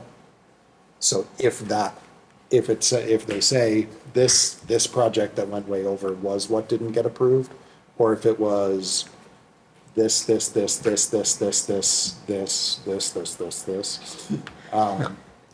or if it was them just saying, nope, here's what you get. So, Sure. thanks. All right. Article, had it a second, Article 17, donation of land to town. And this donation is the Island Grove Pond land. Motion to approve the acceptance of the donation of land to the town that is off Center Ave, part of Island Grove Pond. There's a motion, is there a second? I'll second. Discussion. We do have better information on what that plot of land is. We do have information that I got during the week on the fact that we had asked about taxes on that land. The taxes are, I believe it was about $26 per year that we take in, so I don't think we're losing a significant source of income by the town taking this land. I don't know if you already saw this. And there wasn't anything big underneath it that we were gonna need to clean up. Right. Right, which was, Part of that the was, dump. Yeah. Please gold Right. buried, it's all yours. we've already pulled that all out of the So other side of we have things. a more clear definition of where the plot is on the map. So I was just gonna say, we better not. You sure can. We better not have to dig up anything here. Just, you never know. If we eventually choose to put a public building on that portion of the pond, we might have issues, partially because It it's a is pond. Land under the pond. And does somebody own that If we build where a the castle. 22 is? 22 is? 22. Yeah. Yeah. Somebody owns that? There's, 22A? I think there were two other names. The only on that reason I asked is email. because I thought somebody said last week, if we get this, we own all this now. Because that plan shows you, like, the rest of Island Grove is map 24 lot 30, right? Yep. See that? And then you can see where the bridge is up top? Yep. There's another part of Island Grove above there that the town owns. When I talked to the town planner about this, But just this Just little real quick, tiny yeah. sliver, yes, I you're think Greg's correct, thing Greg. is Yes. part of I'm just saying, is it? part of it in a different plot, or is plot 24, 22. no. Map Oh, 24, map lot 9, 24, is lot that all of that whole inlet? Well, that email we received, there were two other names attached. See how there's a little blue right here? yep. That's all I'm asking. Oh, Outside yeah, of the that's, yellow. and this- Does somebody else own that? yep. Yeah. Okay. so- And that blue, don't rely on the blue, Yeah. it's the exact. It might, all right, so that was more of my question. Yeah, If we we had the own all of it, overhead. we own all of it. Yeah, But if somebody else owns a little sliver of it, yeah, and yeah, that's right. my. It's really not that big of a deal, I was just more. We maintain the water. Yeah, and I was gonna say, when I was talking to the town planner about this a while ago, she had made the point that, as you know, the town is treating Island Grove Pond. And in order to treat the pond, they had to get permission from the owners, which is the town, and previously this prior owner, and she mentioned there might be another sliver somewhere else, I don't know where it is. Yeah. But it's a small sliver, I guess. So do that 22A. That's, yeah, Or it that's could what I be was thinking. 29, that Oh, 29. I don't know. Or on Maybe, the other side, very well, maybe. maybe, I don't There's know. also this 15 over here, is that the town? That's the, Oh, that's the That's the- swimming hole, it just looks swimming, yeah. But much this- smaller than. The town should own the pond. Yeah, yeah. And this yeah. helps add to that. Yep, Was there a motivation that you know of for them giving it? Would you say renovation? Motivation. No, when we went to the Conservation Commission, we said, there's no reason for this to be held under personal ownership, that Okay. we would convey it to the town free of charge. I trust no one. Yeah, that parcel of land's valued at $2,300. Okay. That's where it's a $26 annual tax bill, so it's not like they're trying to save taxes. Right, yeah.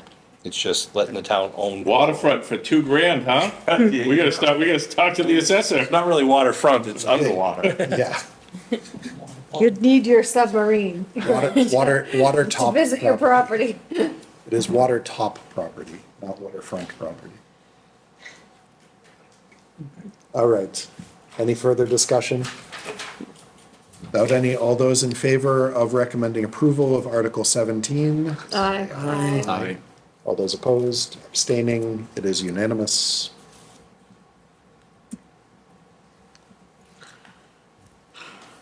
The next article with land is Article 19, the transfer of the Tia. Caristia properties.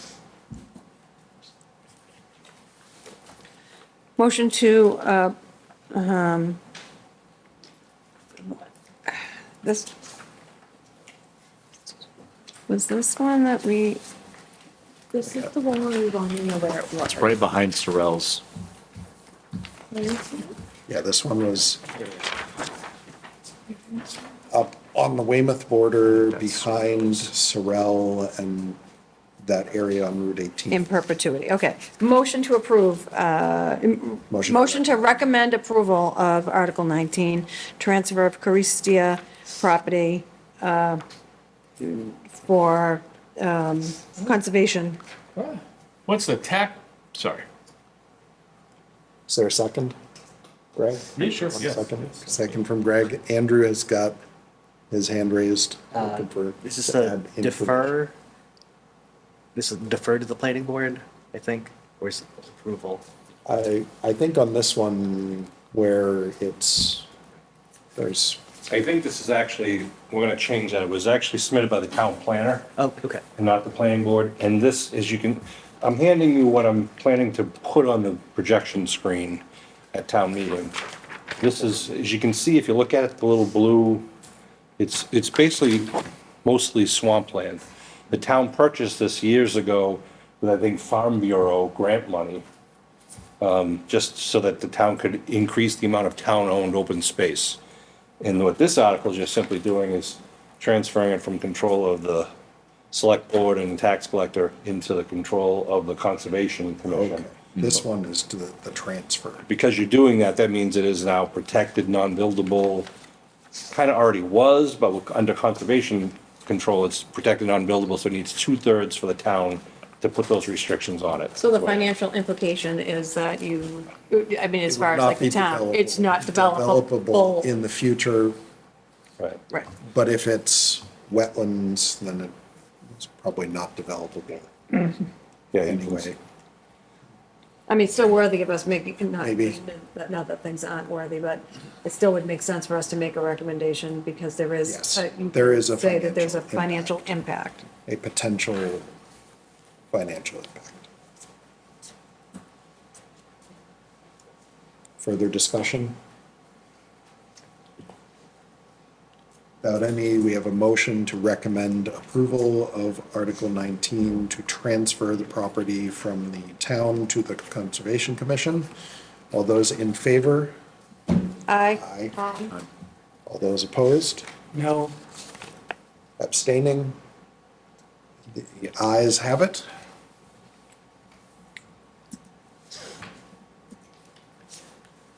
Chris, why do you say no on that?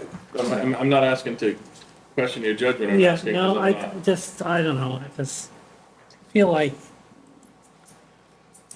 undevelopable. I just, Yeah.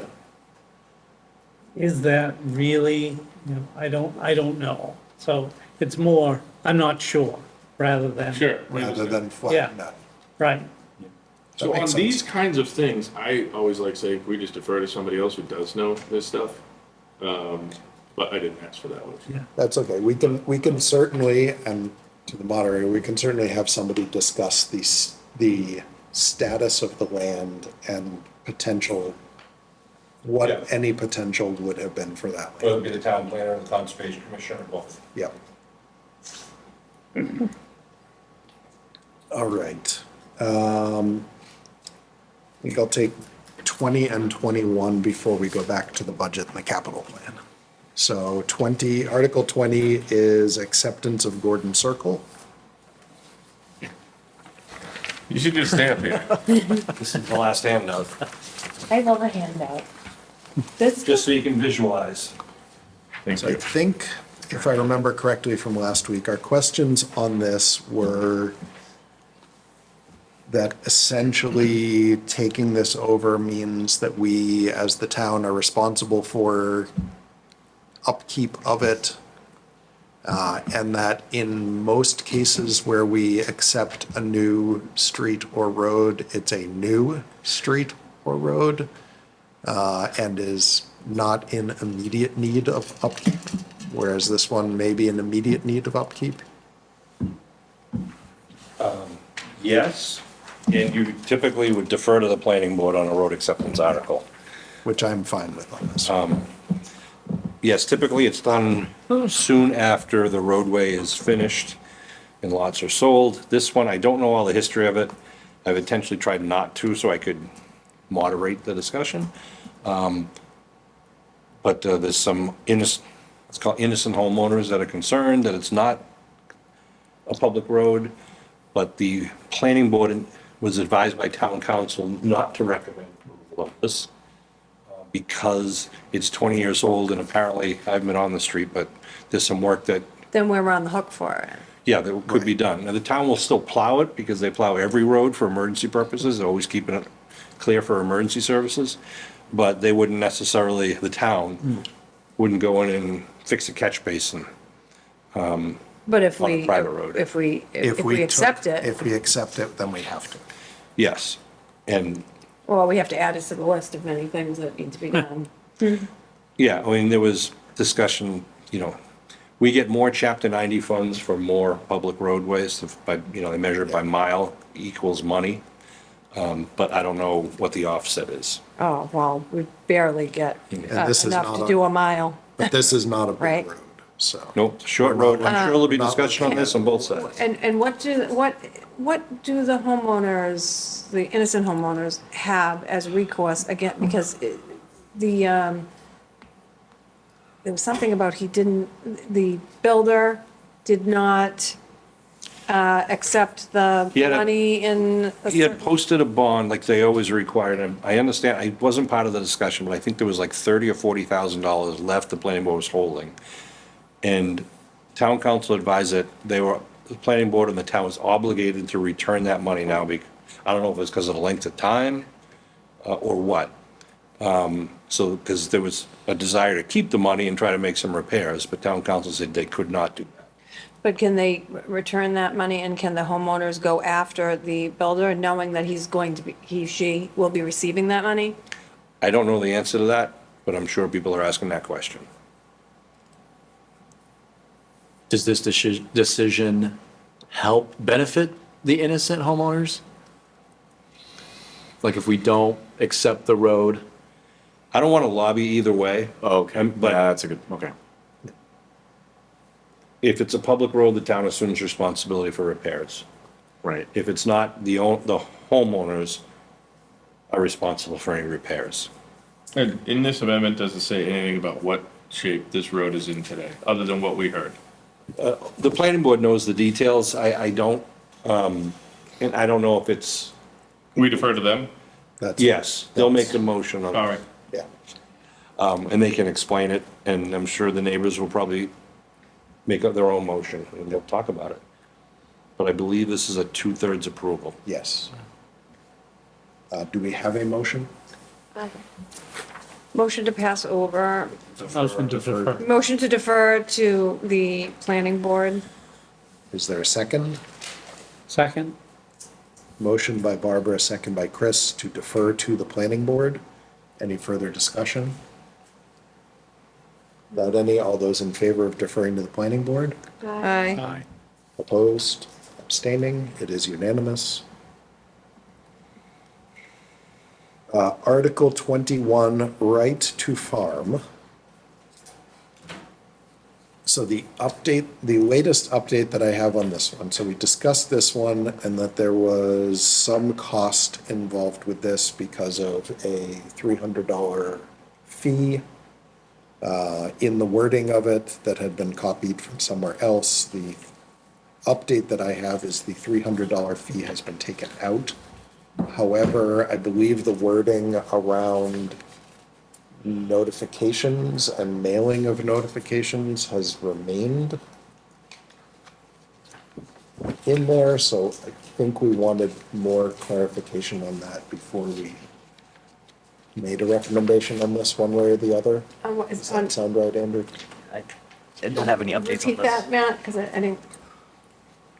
So there were questions on this one because there was wording in it that indicated trying to find the It's like a communication. fee, There right? was a fee, Fee. The right to farm thing? yes. Yep, there was a $300, not a fee, a fine. Fine. $300 fine that could be imposed. We removed the language about the $300 fine. However, I believe there's still language about notifying people moving into Abington or looking at houses in Abington or such, that this is a right to farm town and the area could smell like farm animals. Is there any financial impact to this for us? Like, I know we charge people So- $25 to inspect barns or whatever, but can we? So I believe that part of the notification process has a small financial impact because you have to send out notifications. And that's not free. Touch screen.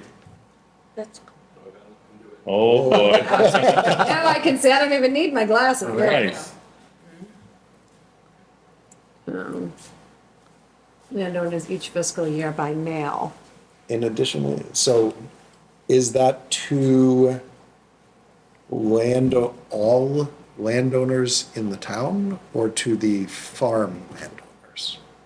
So Copy of To the every disclosure single- notification shall be given on a form prepared by the town and shall be signed by the landowner prior to the sale. What's the cost of that? right? What's the cost of mailing something to every everybody? landowner in the town. We must have an So we do idea. that for elections. Right. We do that for, Purchase exchange, Large, there's a QR code. And, QR codes. Andrew, do you know the mailing cost? I don't know. We do it for the water department. It's not a ton of money, but it's not nothing either. It's gonna cost 10 grand. It's definitely over Well, $1,000. 5 or 6,000. is that required? I Is would that- guess 5,000. Unless they include it through the tax bill or something like that. It's That might be an option. true.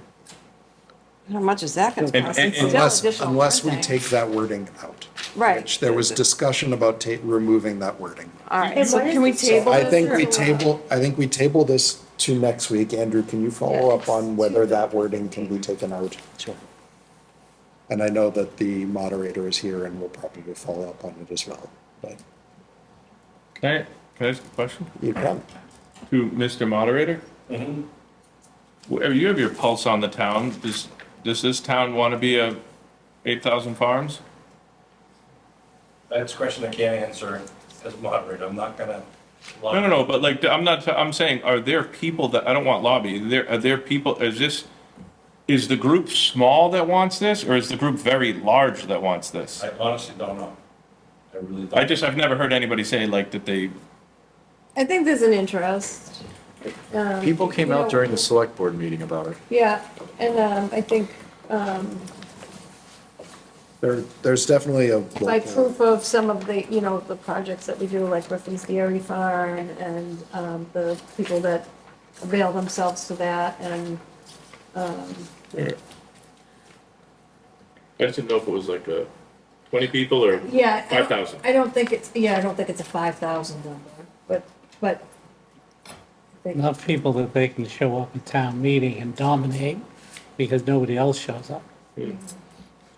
I think there's an interest, but I think our town is a little built up for farmland at the same time. Like our town is pretty, Well, I guess if they're gonna use and they'd be using their own property though, it's not like, so there are already some properties in town that qualify as farms. There's a property that I drive by on Hancock Street frequently that has horses. And I'm more couple concerned properties. about the properties that aren't, no, I'm not concerned about the ones that are already doing it. I'm concerned about the ones that aren't currently doing it when this gets passed, that aren't big enough, that then start doing it. If that makes sense. I Yeah. think that's a Board of Health issue. No, but I don't think there's Because rules, they- I don't think because there's I rules think to it, they because I think we asked this last week, and I think the answer was, well, nobody's gonna wanna put a horse in a backyard of a quarter acre. But you don't know. Well, what if somebody does? Like, I don't know, you know what I mean? Like, People do there's, a lot of things that I personally wouldn't want to do. yeah. But I think the flip side of that is, that it's their property and so then balancing, public health issues around, I think, And see in the news all the time, people If you're not taking living in care an of their. apartment building and you want a horse, that's gonna be important. And you also have to look at like wording. People are pretty smart with the wording. So the word farming or agriculture, the production, cultivating, growing, of harvesting of any agriculture. So, I mean, there's a lot of stuff that fits under that category. Right. It seems very. So like vague. maybe we could put something in there except for weed, Marijuana. you know, and see if like there's 90 or, Well, or there 150 are people. Or, state level restrictions on it, I know, I'm just saying like, so. there's, I think the last thing you want is to, Encourage.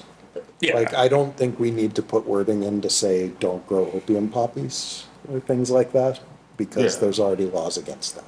It could also affect housing. yeah. If someone's looking to buy a home and they don't want to live in a right to farm town or community, and the house they look at, there's a farm on one side and they look at the other side. And conversely, they might want to live in a right to farm town and say, well, I'm not gonna go there because they won't let me have a chicken. Right, yeah. Or my garden. Yeah, I mean, farming. What is, not just can somebody animals, tell me what right? But right now, we do allow those things, though. what's agritourism? yeah, I think that this is simply All right, I'm a modifying. no on this because I can't, what's agritourism? I mean, Like corn mazes? So conducting I- agriculture-related, agricultural, educational, and I'm not sure. farm-based recreational activities, including agritourism. That feels like a Google search. I don't think. I was just gonna say, I don't think- Uncle Google? You can have people come don't stay think at it's a your word. house, like, ride your horse I've heard it before, but I don't know. on your board. You hang out with different people than me. I do.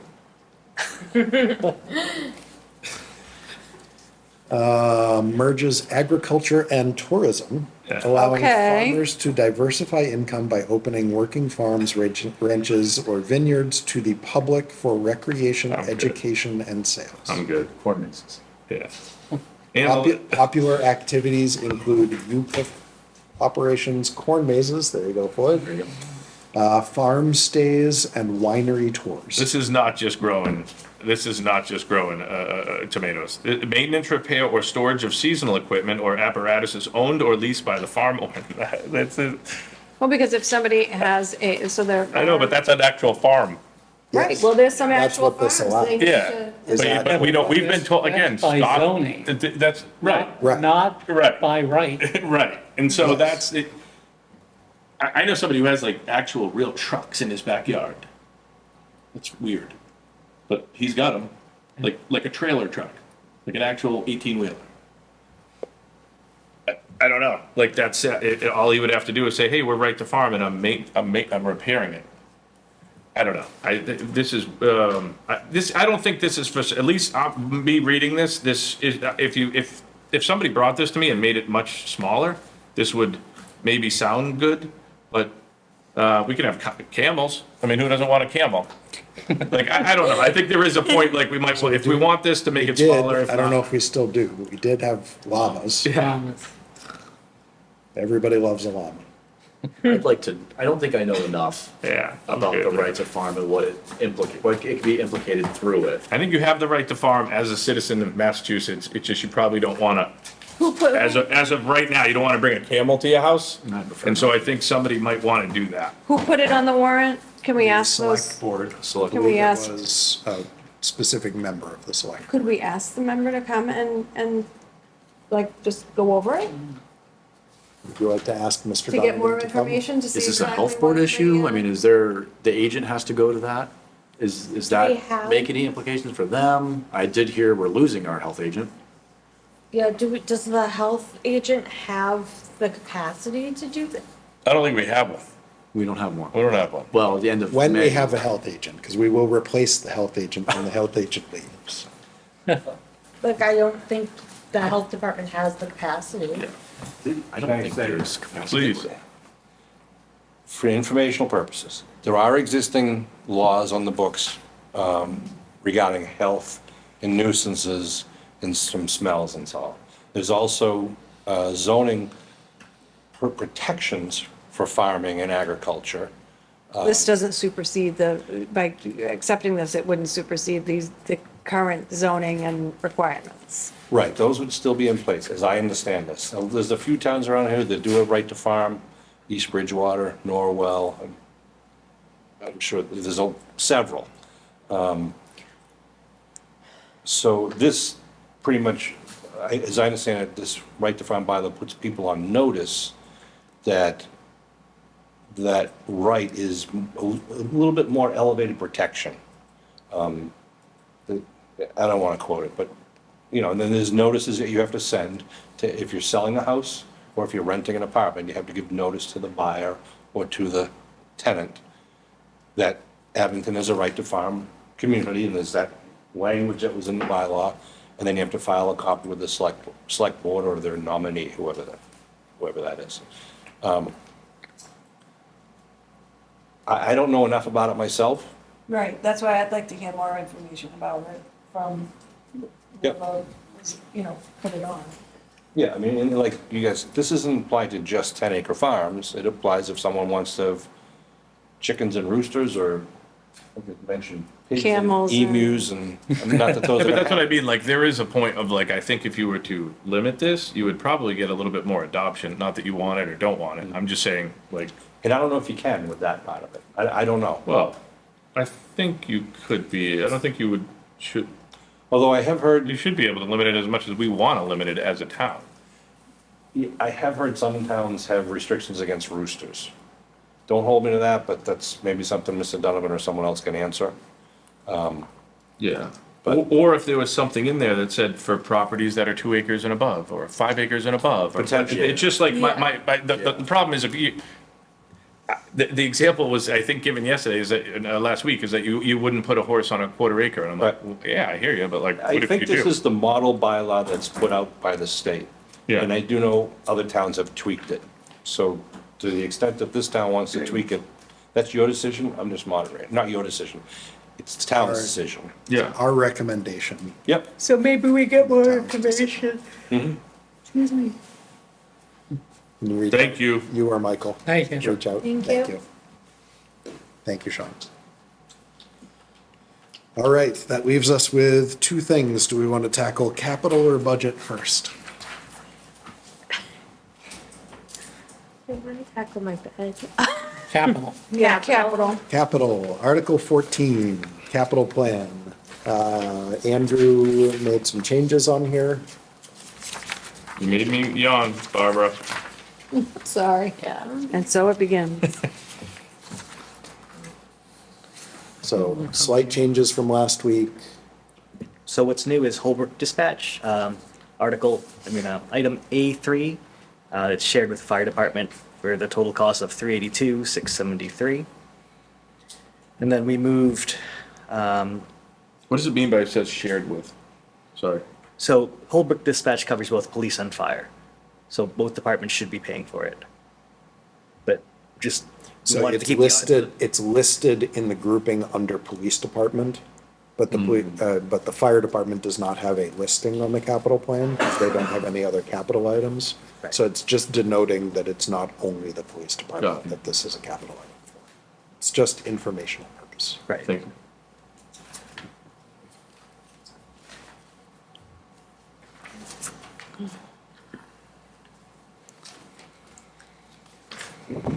And I know you said at the beginning, what's the remaining value in the stabilization fund? 2.3-ish, 2.4. Oh, okay, even after the 382? Yes. Thank you.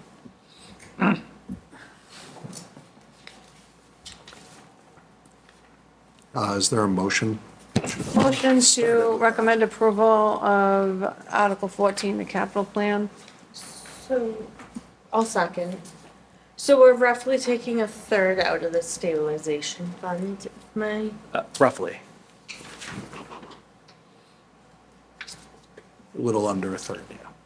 and is there anything on here that's not like a fixed cost? Like I assume Holbrook Dispatch, like we got a bill in the mail, like it's a fixed cost. Yeah, so that's based on the contract. Is there anything on the capital plan that's, A through C, things that come out of their retainings? Less kind of caring about right now, that is not a fixed cost. I believe the paint machine and the school department items are all estimates. Okay. I mean, I could try to work, I could try to work with Stone to get that $48,000 down. To what? I have no idea. I'm just saying, Yeah. I don't even know if that's a new one or a used one or whatever, but I can talk to him about that. For the school, I don't know. Does Beaverbrook need a boiler? It does. Yes, 100%? Yes. yes. We discussed that last week. It's a necessity. Like, it will not It's- work next year. It's baling problem wire is second. and duct tape to have it working this year. Would it work? I thought they brought It one on a broke. trailer. It broke down at one point. Right. I believe that they were going to bring in a temporary boiler, but they were able to do emergency repairs to get it through one more winter. But I don't think that's going to hold any longer. No, it's been for years, they've been. I'm just saying, it's just literally- a big number here, so Yeah. like, is Yep. it possible No, to get this? definitely. know. I've been here for, the years that I've been here, it's been, No, but I'm saying, like, can we get it for 200 grand? oh, I see what you're saying. I don't know. I think that would certainly be something you could talk to Felicia about. Okay. What is a fire panel?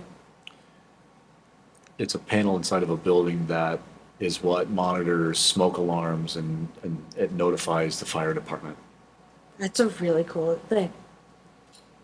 Kinda wish my house had one. Do you work in an office?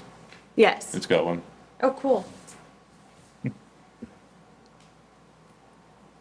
Sorry, we had a motion from Barbara. Did we have a second? I think Abby did. Second. Okay.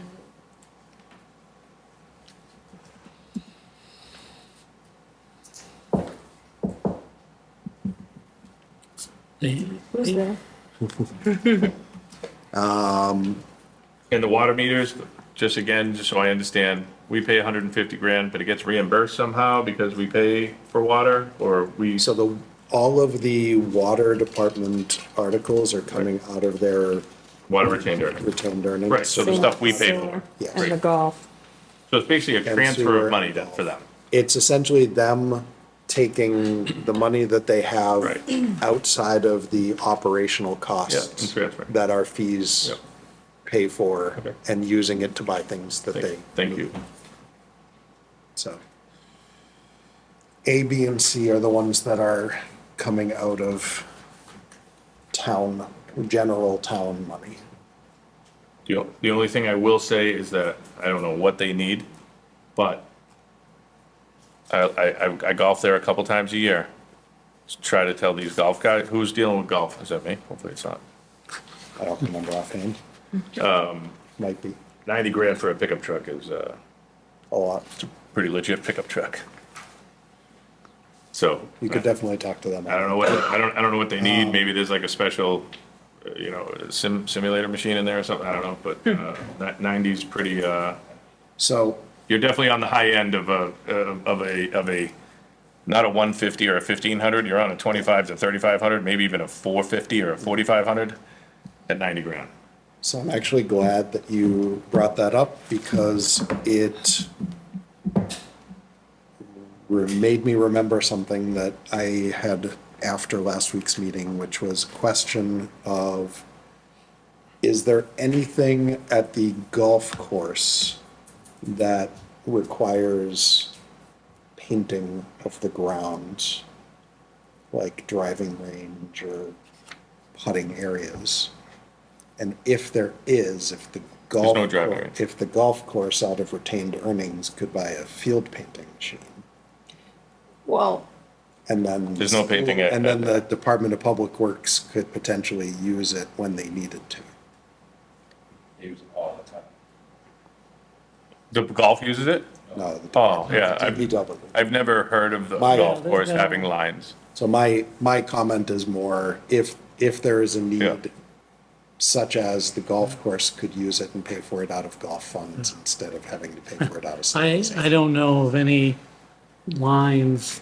Not having- Occasionally, Not having a driving range makes a difference there. If Well, there's a even drive- off-grid, the only If there's a thing that I've driving ever range, seen- you could make a, golf? Make an- Yeah, make the- a the, case for it. What is the enterprise fund, the golf enterprise fund? If you get a literal act from Congress, you can use golf enterprise fund money for green initiatives, green, my, do you remember when we did that, Sean? yeah, my, Would have been my like thought, 2010, 2010, I think. my thought was. Takes an without- actual Without act of the Congress. actual act of Congress, if there was a legitimate use for it at the golf course, we could have the golf retained earnings fund purchase it and potentially lend it to other town offices. Andrew? So, this isn't an idea for this year, but for future planning. Some cities and towns have a combined, well, where I'm from in Brockton, we have a combined golf and Parks and Rec enterprise. Okay. When you could do something like that. Without I- having to I have the do- act of Congress? I do Right. like that idea. It would require Because it does. coordination. It does essentially fall under town recreation, Right. so But that's, we have made, it started out much more separate than it is now. And it has become town-run and more town-owned, so I think this could potentially be a next step that could be investigated during the coming year. Right. But for now, that will stay where it is. Yeah, there's no, occasionally there's an out of bounds line on a golf course, but Yes, I worked at a golf course for 3 years. I know, I don't know Strawberry Valley well, Yeah. so I wasn't sure if there was a specific place where we needed it, but I've never seen any of those. I was gonna say, Not I was just trying to think creatively. Okay. Can you use it to paint? It's red, it's always red. No, so it's literally a guy with a wheel, and he just goes around, because you just don't wanna go over into the water or whatever. Yeah. If you had a machine on there, you'd probably, to be honest with you, the machine would probably be in the water. Because that's where the line is. The line, they don't want you to like go on the edge of the water, like into. All right, any further discussion on the capital plan? Nope, just if somebody could tell me what pickup truck they're buying for 90 grand, that'd be awesome. Talk to Rennie. Rennie. If you don't have his number, I can get it for him. Renee? Yeah, Or is his name Rennie? he goes by Rennie, Okay. I believe. Raining. That's the one. Greg's got him in speed dial now. So, anything further? Without it, we have a motion to recommend. All those in favor of recommending recommending approval of the capital plan? Aye. Aye. Opposed? Abstaining? It is unanimous. Question. Nope. Andrew, so say Greg works his magic, gets some of these numbers lower. Now we've approved it. And does the money that is under go to free cash then for next year? Yes. Okay. Cool. Thank you. The only one that I think I can help with is the athletic field paint machine, and then, Maybe the truck, but the but truck the truck doesn't do anything. Yeah, the The truck doesn't do anything. save- I just don't want, The truck saves retained earnings for the golf. right, I would just like the argument to them being, dude, save the extra 15, 20 grand Yeah. and go get either used truck or a cheaper truck and use it on the golf course. Yeah. Because they're all the same, I mean, So, pickup truck, pickup truck. so you were also gonna talk to school on the boiler. All right, boiler. Who's school? Felicia, I don't think I have her number. Okay, we can get you that. 2-1. Barbara knows it by heart. I know the high school guidance number by heart. All right. It hasn't changed. That, with the two that we are going to vote for next week, leaves us only with the budget. And I will, do we want to put a motion on the budget right now so that we can discuss, or do we want to wait for next week to vote on the budget and we just go over budget stuff this week? Go over areas. Chris is shaking his head no vote this week. yeah, I just feel that we're all kind of worn out a little bit Because it's 9:30. because it's Yeah. 9:30. I think I can do better We thinking may next week. rush through it. Yeah, no, I think that is certainly I mean, all we have next week concern. is the budget and budget, the An answer from- DPW fire, which we're waiting for information, and right to farm. So nothing major. okay, so we have getting an answer, which answer from fire and DPW. Yes. Then we can vote, Yep. right? Yes. And then getting the information from hopefully a visitor about the right to farm. Yep, And then we can spend the rest of the time on the budget. yep. I have a question on the budget thing. I was going through all the fun little budget sheets, and the only one I couldn't do, which was the biggest one, is the school, because We don't get the same level of we don't get the same line by level. line information from the Yes. schools. And I feel like I was able to find, I think, about like $170, but we don't get the actual spent on the school budget. You could get that from Felicia, though. Okay. You could ask for that, because they present it to the school department, school committee. Okay. Her budget was like formatted differently. I was looking at it yesterday. So, And that's what we, what's on the screen is what we have year to date. If you want historical, I can get you that too. what, I can't see like the headers. What is it? Oh, I'm sorry. Sorry. This is the budget. This one is year-to-date spending. And this one is how much is remaining. Year-to-date. You're looking for a breakdown. She's Like looking for a line line by by line, which she could get from the, because I believe Felicia presents Oh. that to the school committee for the school department. Right. With that, yeah, we wouldn't have that because when you guys vote the budget, you vote to give the school department a block of money.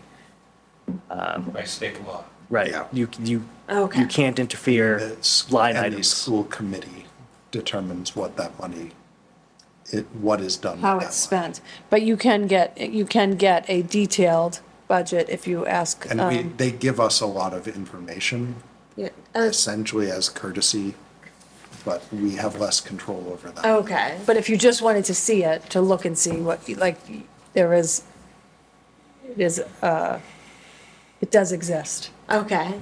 Yeah, I was looking at the packet she gave us and it had like differences for each line item from last year to this year, but it didn't say how much was spent. And I was like, Years ago, we used to sit and go line by line on a Saturday with the school. And so then you get a better understanding of exactly what the expenses were, exactly what, where every dime was going. Which you can still do. I think it's a good idea, I do, especially with, like, there were people on the committee that haven't had that type of meeting before. And I don't know that you necessarily need to do it every year, Right. but when you do have a Next year lot might be a good of new year. people on, it's a good, I'm not against it. I'm free Saturday in the morning.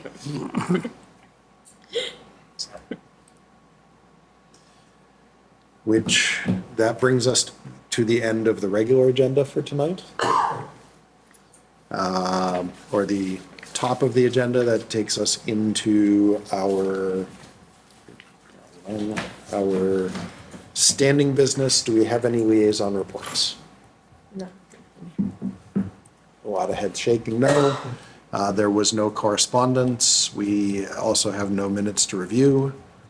Our next meeting is April 22nd, which is next Wednesday. It is our last meeting prior to the day of town meeting, which is on May the 4th. Please come dressed in Star Wars may the outfits. 4th be with you? 7 To town p.m. meeting, Then wear my Star Trek or Star uniform. Trek if you are a conscientious objector. Next week's Earth Day also. I don't know if you knew that. Yep. Yeah, well, Matthew. Continue. It's a good day to have a meeting.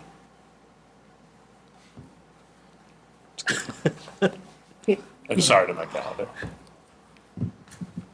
It is. Oh, Earth Day. I Yeah. thought you said next week, Thursday. Oh, no, And I was Earth- confused Thursday. as to what was Thursday of I next week. don't really speak Yeah, clearly Earth a Day. lot. Yep. Which reminds Earth me, it's Day. my college roommate's birthday. Oh, nice. That's how I remember his birthday every year. Well, do you get a motion to adjourn? I hear a motion to adjourn. Is there a Second. second? There's a second. Any discussion? No. Without any, all those in favor of adjourning? Opposed, abstaining, it is unanimous. We are adjourned. Thank you and see you next week.